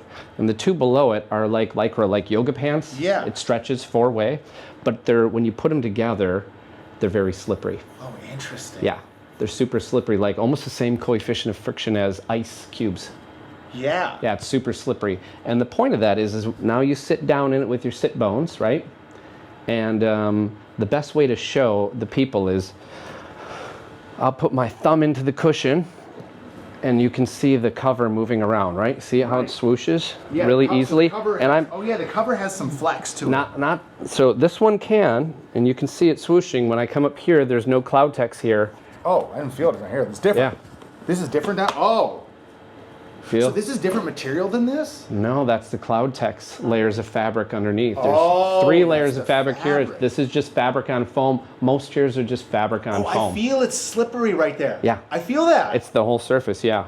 So when you sit down on it, 1, that helps you sink down faster into the domes. 2, when you're moving and breathing throughout the day and you lean, your butt's kind of, hold the chair steady once so it doesn't roll on me. You sit down on it and it moves with you a little bit. So by the cushion cover and the 3 layers of fabric moving with you, it's not tugging on you here. If I could put those 3 layers over my finger, they would move and the tissue wouldn't. It's just another... So you're decreasing the friction. Yeah. Yeah, you're like decelerating. Yeah, you're taking some of the sliding pain away. Sliding pain away. Yeah. Okay, got it. So that's the cushion technology. Recipe number 1. Recipe number 1. Reduce pressure, reduce shear. Right. Check, check. Number 2, now that I've got you sitting here and you've got the right seat to floor height, it's time to have you lift your pelvis up and you induce your lumbar curve. Right. And then you turn a knob right here and you adjust this pelvis support. And it goes forwards and backwards. And it arcs on a pivot point the same as the upper back. When you turn this knob, the upper back moves. And they're both pivoting about the same point, and that mimics the same pivot point that your human body moves. They're not shoving front to back like a lumbar support. On an arc. They're on an arc because, guess what? Please. Ready? I'm coming over by you. Uh-huh. You're on an arced path. Oh, I see. I'd want it Yeah. to arc this direction with. We're on an arc with. We're following the natural arc of the body with the motion of the lower pelvis supporting the upper back. Yeah. Instead of Pushing straight forward and Yep. back. Yep. So, Hurts in this chair. Can you adjust Anthros to me? can you adjust Anthros No, to I me? think you Yeah. want Rigo in here. Come on in. Oh, set him up. Set him up. All right, let's Let's do go this. for it. So, this is what you do. You just put the arms down, get them out of the way. Never You turn. sat in the chair before. Oh, let's turn. Let's put it on tilt lock for you. Okay. So, you did exactly what I want you to for this demonstration. This is how most people get into a chair. The classic fold right into it. No, it's not, yeah. It's because how we get into a chair is we don't sit. I'm gonna just move you a little bit. We don't sit upright and then sit really deep as we get into the chair. That's not organic. We sit down, right, and his pelvis is collapsed, and I'm gonna show you how much is collapsed. You didn't do anything wrong. You did what humans do. But do me a favor. Don't use the backs. Sit up your best. Arch your low back. Yep. Now, are you sitting upright? Look at how far away. He's not touching the lower back, and he's Here, 5-6 inches let's from kick the this thing upper. off. Let's kick that thing off there. Who knew you were going to be in on this? Welcome. You look good. Welcome to the show. Here, let's get this thing out of here. Perfect. Perfect. So sit up your best, arch your low back, lift your pelvis up. There you go. He's not touching the backs. So that's how far off he was. So the next time he sat down, he can scooch back a little more, but that's pretty good. So now that he's lifting himself up, you're using a lot of back muscles, aren't you? Mm-hmm. And a lot of stomach muscles. I can feel your back muscles firing right now. So this is when you just turn the right knob and you bring it in until there's enough pressure to take over and shut off your lower back muscles. You can feel that, can't you? Yeah. That's funny. It's interesting, isn't it? Yeah. Have you I ever felt my stomach muscles relax a little too. have you ever been held like that before? Have you been held like this? The chair's holding you. Yeah, it's holding you up, isn't it? Yeah, it is. You could sit like this without an upper back. Mm-hmm. But we're gonna bring the upper back in. You just turn it in. So you can lean back into it now. And I can move it backwards or forwards. You tell me where you want it. It felt better where it was originally. Say when. Forward. Right around there. Okay. Now I'd say bring your elbows back. Bring them back. Retract those shoulders. Open up that chest. And now it's time to bring the arm supports up and get them where you'd like them. About there. Yeah. Now, too high on the arm supports and you'll hunch. Too low and you get an air ball. Yeah, maybe there we go. See how they went down? That looks better. Yep. So last but not least, we turn the tension up, and now it's time to unlock the tilt. And there you go, you can tilt back a little bit. I'm gonna turn the tension down just a couple clicks. This is the thing about sliding Try that. a little Now tilt. Okay. And we'll maybe turn it down a little more for you. Ready? One more click. Try that. bit. Oh, there we go. Almost.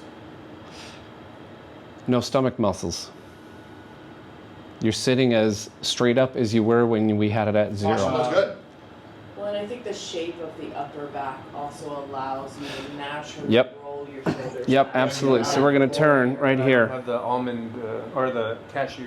The cashew look, right? But your chest is up, your sternum is up, your shoulders are back, and we could turn the tension up a little bit. How's that? Kind of a good float. Yes, If yes, you I wanted haven't to, done this it's before. enough that you could overpower the system. And what I see a lot of people love to do, like Grant. Grant's favorite move is he likes to put his hands up and over his head and stretch over the back of the chair. So go for it. And watch the upper back pivot with him. Go ahead. Oh, I see. There you go. And you can go back up. And you can see how the chair is moving with him. It tilted backwards. This pivoted backwards. Do it one more time. So now we're getting more extension. So gravity's pushing us into flexion. I don't even know how to adjust the tension. I never On even. the right front side. I've never even messed with my tension.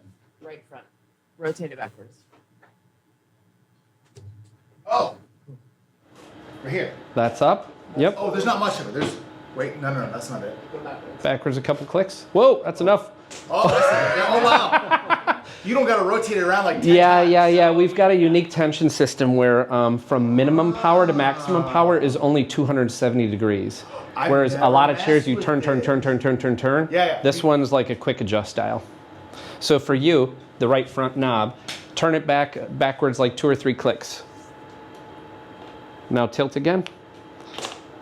It's pretty responsive, isn't it? Mm-hmm. Yeah, it's quick. Turn it forwards like 5. Now try and tilt. Yeah. Yep, there you go. Now I probably shouldn't move it all. Not much at all. It's quick, isn't it? It's really sensitive. Again, find your spot. But you Rodrigo, you got in that chair and you just collapse it down just because that's what you're used to.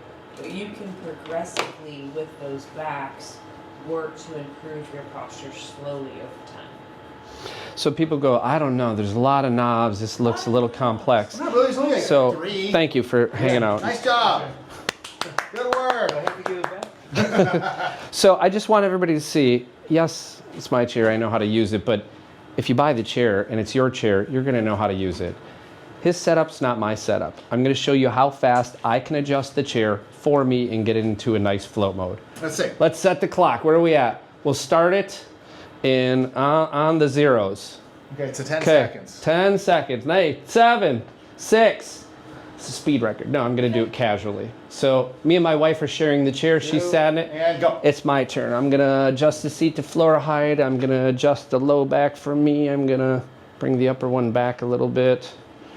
I'm going to get the arm supports down a little for me, and I like mine back. And then I'll adjust the tension. Down a little bit, down a little more. Maybe too much. Right about there. 20 seconds. 20 seconds. If 20 most people just sit in their own chair, like 20 seconds of your life to adjust the chair. It's not that complex. And you're just listening to your body. I sat down and I was looking for that leg pressure that I wanted. And then I just lifted my pelvis up and brought it in till it felt like I had enough pressure. And when I leaned back, I just tuned the upper back to find, just like he did, I want a little more forwards. You just feel, you listen to your body. Your body knows where it wants to be. There's no angle measurements. You don't need a degree. You don't need to be an ergonomist. Just listen to your body when you sit down and you will set the chair up. And the last one was just adjusting the tension for my balance point. And if you don't want to bounce and you want to lock it out, you can lock it right here at 0 and just stay like this. I do that one or do one back? And there's one more that's 6 degrees back. That one, yeah. That's kind of my. Well, I go between them. If I go forward, I like to have a footrest in front of me. Yep. If I stay back, I don't really feel like I need a footrest. Well, and I think that's one thing that is unique about Anthros. There's not a lot of adjustments, but with the purchase of every single Anthros chair, you get a free posture specialist meeting. You get to get on a Teams call with me or Stacy. Yeah. Stacy's an occupational therapist.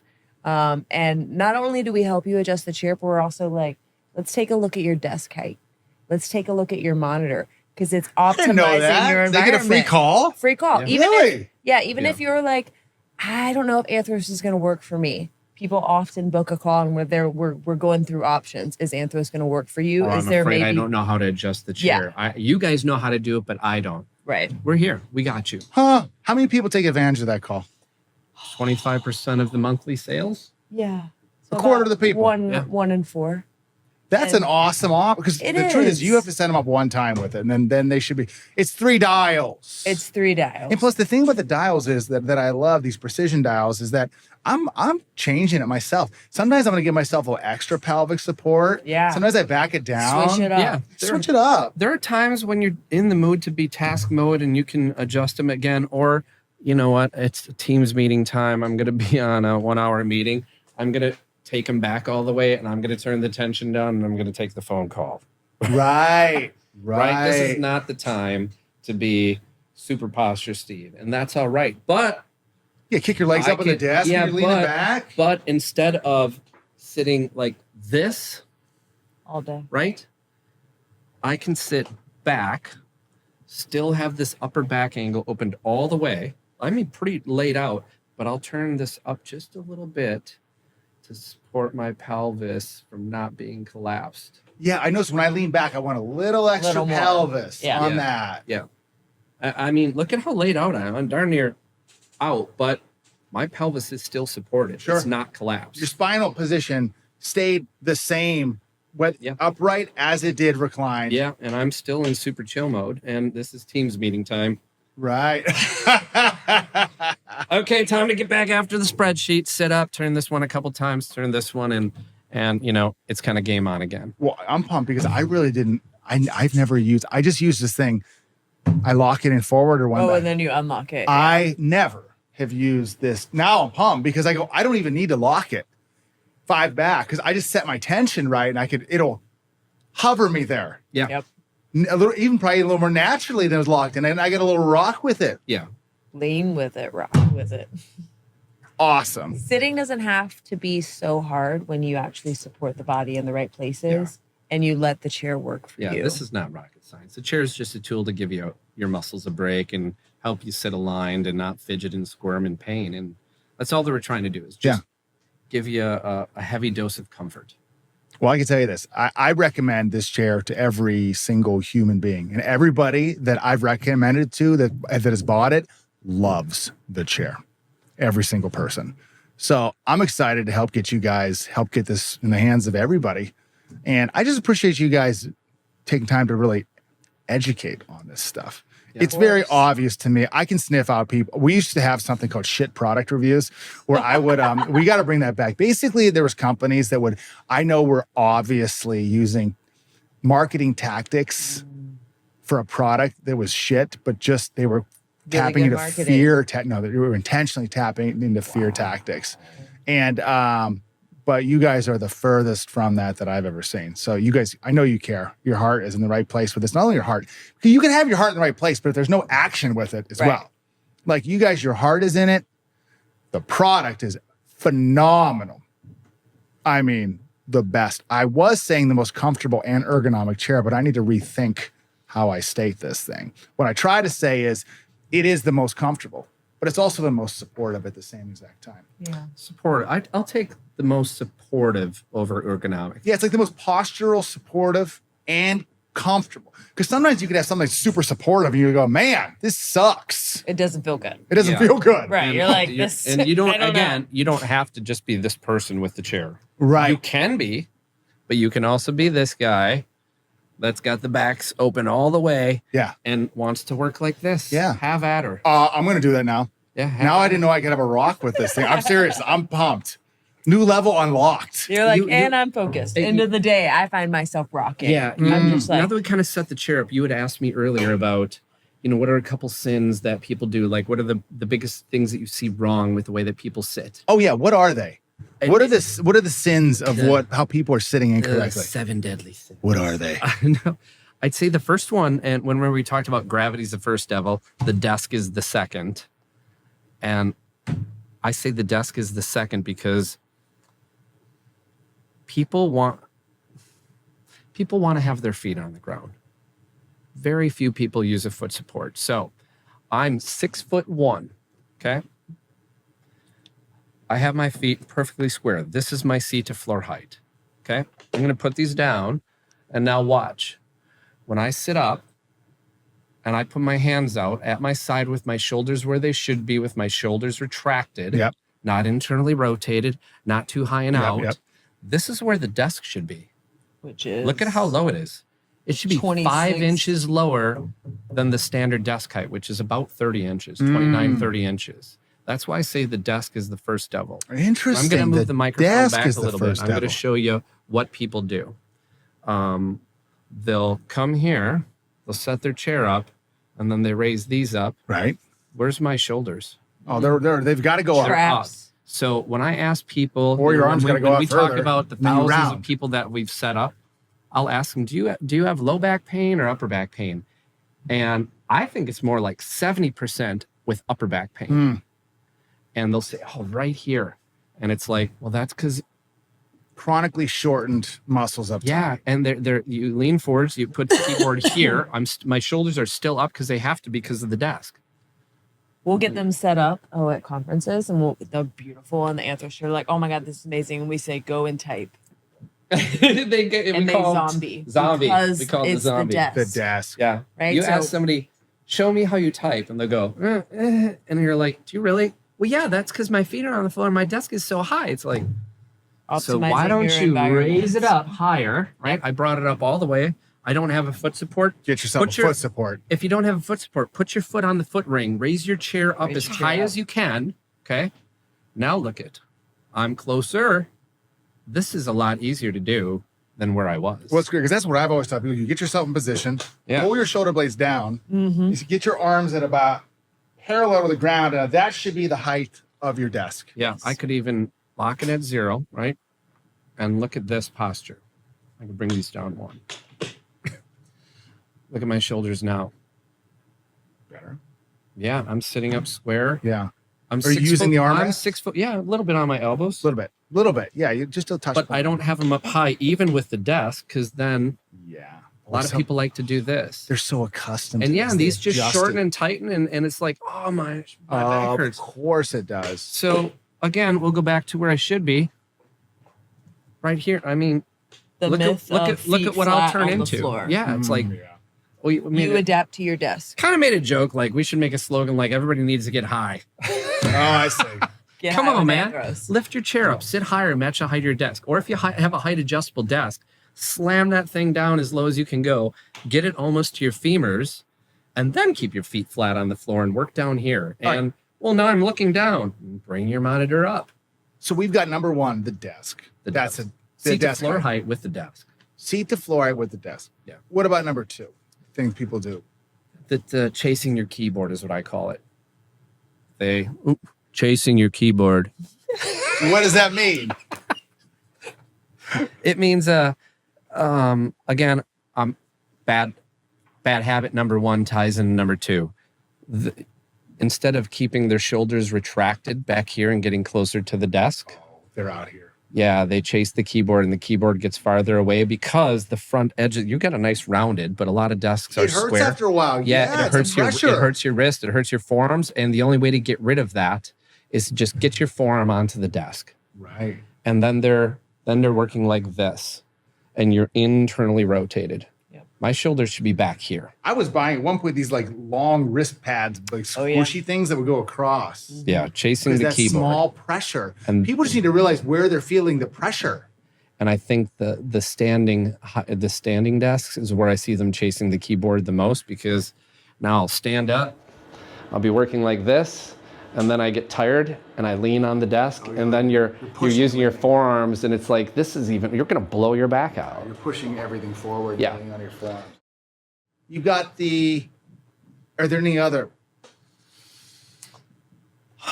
I think they don't pay attention to how they adjust their arm supports. They usually crank them up again because the desk is the problem. They'll bring them up so that I don't have this edge pain.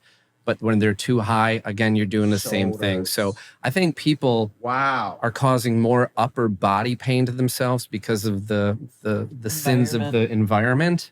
And if I could change one rule in the world, it'd be like no more 30-inch desks. New rule. It's got to be, how about 27? How about 27, for the average 26? person. Oh, yeah. Oh. I don't know. Okay. That would be I wish I could change that rule for the I world. see. Then the desk wouldn't be the devil. It'd be lower. We'd be down here. Arms Best part of the supports. standing desk is Yeah. the adjustability. Is the to go adjustability. down. You're right. Because the great thing about standing desk, what I love is I'll keep one arm on the table and I just hit the down button and then my arm goes right down to it. Yeah. But if you're looking for a height adjustable desk, make sure you're focusing on the lower number. Yes. Because a lot Oh, of they don't go cheap down entry level that desks, low. they'll start at 28. 28, 29 and Yeah, only go max. up. So usually it's the height adjustable desks. Instead of having just a single telescoping leg, it's like 3 levels of telescoping. Yep. Those go down lower. Oh, I see. The look for arms. one that can go down to like 25 or 24 25. inches. Yeah. 25 is a really Because no matter good what, it's goal. going to go Yeah. up high enough at that Yeah. point. Yeah. So make sure it goes to 25 on Yeah. there. Wow, it's interesting. You said those are the deadly sins, and they really have everything to do with what's surrounding the chair, Yeah. specifically the desk height. Yeah. I never realized that. And again, you don't need this chair to fix those. right. You go raise your chair up all the way. Yep. Go Put a get some box. boxes. Put some boxes down below so you got a footrest for yourself. Pay attention to where your arm supports are at the desk. Don't chase the keyboard. Don't try and keep your shoulders back. Set your shoulders back. Get to the keyboard. Closer. Get your belly up to the desk. Okay. And I feel like there's a lot of moving parts, and we know that because we're experts. If you are at home and you're like, how do I start this journey? Like something's probably wrong with my workplace setup. Have someone take a picture of you working when you're working and that you don't know. Middle of the day, take a picture of you working. Side posture. Right? Yeah. What's happening? Well, this is how most You're people here, look midday. You're here. They're over Look it. at that. They're look at over that. it. They're leaning on the desk or they're Exactly. like this. Yeah. This is midday pose. So take that picture, visually figure out, okay, so I'm here. Steve said, okay, we probably need to go higher up with our chair. So think about that. Like, get your baseline of where you are. Let's lock it in at 0. Let's get closer to the desk. There you go. Closer to the desk. Right. Let's make sure my shoulders aren't hunched up. So these are a little high, maybe one click down. This needs to be nice and Shoulders relaxed. down. There we go. And bring your keyboard to you. to the edge so that the farther away it is, internally rotated shoulders, the closer you can get it to you and the closer you can get to the desk, you can keep your shoulders back and retracted. I'm guilty because what I do is I leave space in front of my keyboard. I'll put like paper and stuff here. So I'm you're over. there. No, I need to get this stuff off to the side. Yeah, exactly. Now, Exactly. remember, do you like the 6? Oh, this is golden. Look at this. Bam. Now you got gravity holding your shoulders back for you. Yep. Oh, right. Because now the more you recline, the more Yeah. gravity pulls your shoulders Your back. body weight shifts from your butt straight down to your back. Yeah, we got a little So more now into we're the back. opening it up. And gravity's now not your enemy. It's your friend that's helping. Oh, because my weight distribution, when I Weight lean back, is more in distribution my when you back. tilt. Yes. Exactly. It takes it off my sit bones when I lean back. Yeah. Yeah. And gravity's pinning you back. Your stomach muscles are off. And keep that keyboard by you right here. Wow. And you could look like this while you're working at rest. You're not using any Slowly muscles. undoing that pec tightness, Yeah. all of that Yep. hypertrophy and muscle imbalances that come from years of sitting like this. We're gonna have to undo that. We even better though. Now we need a desk that kind of comes as we lean back, the desk goes up with it. Oh, so then we're here. Patented here. Patented. You go back, that desk comes up. Actually, That would be ideal. It's been done before by one of the majors. It has been. It's really cool.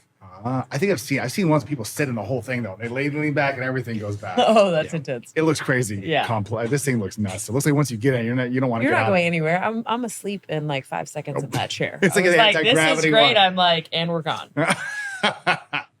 Man, if this is enough information for you about sitting, guys, this is probably the most informative sitting lesson you've ever had in your freaking life, right here. You may have to go back and listen to this again, but let's sum this thing up. So let's wrap it up. We say this sitting posture is we have gravity. We sit 32 years out of our life, Right. and our posture is the position we spend most of our time in. Mhm. So if the most time you spend sitting is in a lousy posture, that is the position that follows you around throughout your life. And so the easiest way to change probably the easiest way, the way I teach to change posture, it takes work. You've got to connect, you've got to do your mobility, but setting up your desk and your chair posture, it's a one-time deal. You got to get your desk to be the right height. The chair with the cushion, at least get some cushion under your butt so your sit bones rest. Find your chair height where the pressure's distributed here. Get yourself a pelvic support underneath your pelvis to get Roll up yourself a towel. Right. Anything. Put something behind your back to keep you up and allow your shoulders to come backwards. You got your height. Get your armrest in a way where whenever your shoulders are down, your arms are parallel and they slide. Your forearms can slide gently on the desk so it doesn't press under the arms. Be aware of what pressure is causing you to adjust your posture. Is it pressures under your elbow? That might mean your elbow rest is too high. Or too hard. Or too hard. Is it tension in your shoulders? If so, your elbow, your rests are probably too high, or you're just so used to being like this, or your arms are on a table too much. Yes, that's the sin. That's the sin. Table. Also, your Cushion, pay attention to where the pressure is under your ass. If it's just straight sit bone pressure, that means that you probably need some more cushion. If you're feeling like a tearing or a shearing, that means that you're being pressed forward and that you have too much shear. And to correct the shear for them, they would need to mostly adjust the height of their seat, right? The height Get a of their little seat, tilt, and adjust the tilt on there. Yeah, just lean back a few degrees and it takes away the shear. Well, that's right. You lean back a few degrees. Now the pressure is being placed into the back, Yeah. and it's taken off of the shear. And the foot position, feet flat on the ground, is, I can tell you right now, Don't do personally, it's a myth. It's not the best way. You want your feet propped and pushed into something. If you can have something drive into a wall or something where you push at a 45-degree angle, it's also going to help that weight distribution. Also, when you're sitting, if you feel too much weight, too much pressure underneath behind your knee, or underneath the middle of your hamstring, well, your seat is likely too high. Yeah. And if you feel the pressure or pain by your tailbone where you're sitting, you are likely folded into too much posterior tilt. Yep. You want to feel equal weight distribution underneath your hamstrings and your glutes equally. One last piece of advice on that is how people get in the chair. Oh yeah. Yeah, we don't sit. Again, nobody gets into the. I'm gonna lock it at 0. Not many people like get in the chair like this. Oh, I see. They roll into the chair. Yeah, we don't sit that deep, and it's very nerve-wracking. So it's easy to just plop into the chair. You need to make the second move, no matter what chair you're sitting in. Right. I've learned Get this to from that you guys. back feature. Put your hands here, use your arm supports, and go and make that second move. Lift your own pelvis up and get into your back support. Set your butt as far back as into that far chair back as you can. with your pelvis upright. Don't just slide back like this, collapse. That's not getting it done. Lift your pelvis up, scoot your booty back, and now you're sitting upright. Got it. Need to do that second move in any chair that you get into. Okay. Fantastic. Man. And it's that simple. 22 steps later, Just you're sitting 22 great. steps later, it's fine. But it's like anything. Or Once the you- Anthros Chair is just the easy button. It is so true. Or how many seconds did it take? Or 20 seconds. 20 Yes. seconds, you can do it as well. Oh, and so these Anthros chairs, guys, what I love is they're all customizable. You go on the website, you can get the color you want, you can get leather, you can get fabric, you can get the back, you can choose the back you want on it. Like, it's awesome. Real wood, carbon fiber, some really cool textures. Real Yeah, wood? enhancing your environment. Yeah, match What's that? your environment. Enhancing your environment. Oh, yeah. That was kind of the last thing. We didn't talk about aesthetics, I don't want to get foo-fooey because we're focusing on humans and all this, This but is true. along the way, we wanted it to look good in your house Of course. or your office. And when you think of most office chairs, black on black on black, maybe some gray accents. Yeah. And you just bring this black thing home and you put it into your house. And you picked your carpet, you picked your desk out, you picked the wood trim, you picked the handle finishes on your house. You pick for it to look the way you want it to. And then you bring this black blob in. You might as well customize it. So You guys, their website is awesome. That you choose. There's so many options with colors and the wood and the carbon fiber. It is awesome. And each one gets made and then they're shipped out. Pretty quick. You Yeah, guys, made in America in Grand Rapids, Michigan. wow, so made in Grand Rapids, Michigan. Yeah. That's awesome. And you guys, do you want to share anything else with them about Anthros? Maybe and also, I don't know if we have any Move You discounts for them. Do we have one set up yet? It's $200 off right now. Oh, it is. So by using the code MOVEYOU, Is this you code get Move You? exactly. The Yeah. code Move You saves you $200 off the chair. So it's awesome. It'll be one of the best decisions. I'm sure there's the warranty on this thing. 30-day Oh, yeah. risk-free trial. 30-day risk-free trial. Hey, man, this all sounds good. These guys sound believable. I trust the wheelchair kids. Maybe I'll give this chair a shot because Yeah. my back hurts. Just buy it. It's 30-day risk-free trial. I do that all the time now. I buy stuff. I hate sounding like the what do you call him, the infomercial guy. Infomercial. But just try it for 30 days. Bring it into your house. See if it helps your body. Well, there's First a huge 2 weeks, convenience factor. the People go, first I need 2 to sit weeks, in. I'm like, no, yeah, need you to might go. get it, and you're Buy gonna it. be Send it sitting back. differently. Yeah. Maybe and give it a solid 2 weeks try Yeah, because 100%. your body's want gonna it. change, your posture's gonna change. You might be a little achy And because hop on your call. Yeah. How long's the call? Posture How long they specialist get? as long as they need. As long as they need, take advantage of the call because they're going to help you set up desk, everything. So I mean, guys, thank you guys both. Thank you Steve, for having Thanks for us. letting us be Holy here. cow. I didn't realize we could go into so much depth. This is like So the most in-depth In-depth sitting. seating podcast Science. probably ever. I hope we didn't bore Literally. you guys. I'm sorry. The sitting nerds showed up to the microphone. Man. I mean, we're sitting for 32 years of our life. You spend an hour, 2 hours, listen to this thing, 3 hours, whatever it is. Yeah. I mean, now you've got the knowledge and some new heightened awareness to improve your sit and to fix your sit. Fix your sit. So do something, everybody. Don't just sit there with drool come out of your mouth. Take action as always. That's what fix your shit it means. It means it's your body. It's your responsibility. Take action, learn it, improve it, fix your sit, fix everything else in between, because this is our only body we get, and we got to take care of it because no one's looking out for it like we are. So thank you guys for tuning in to the Fix Your Shit Show. We talked about how to fix your shit, and we also talked about the shit show. Thank you guys. Thank you. Thank you.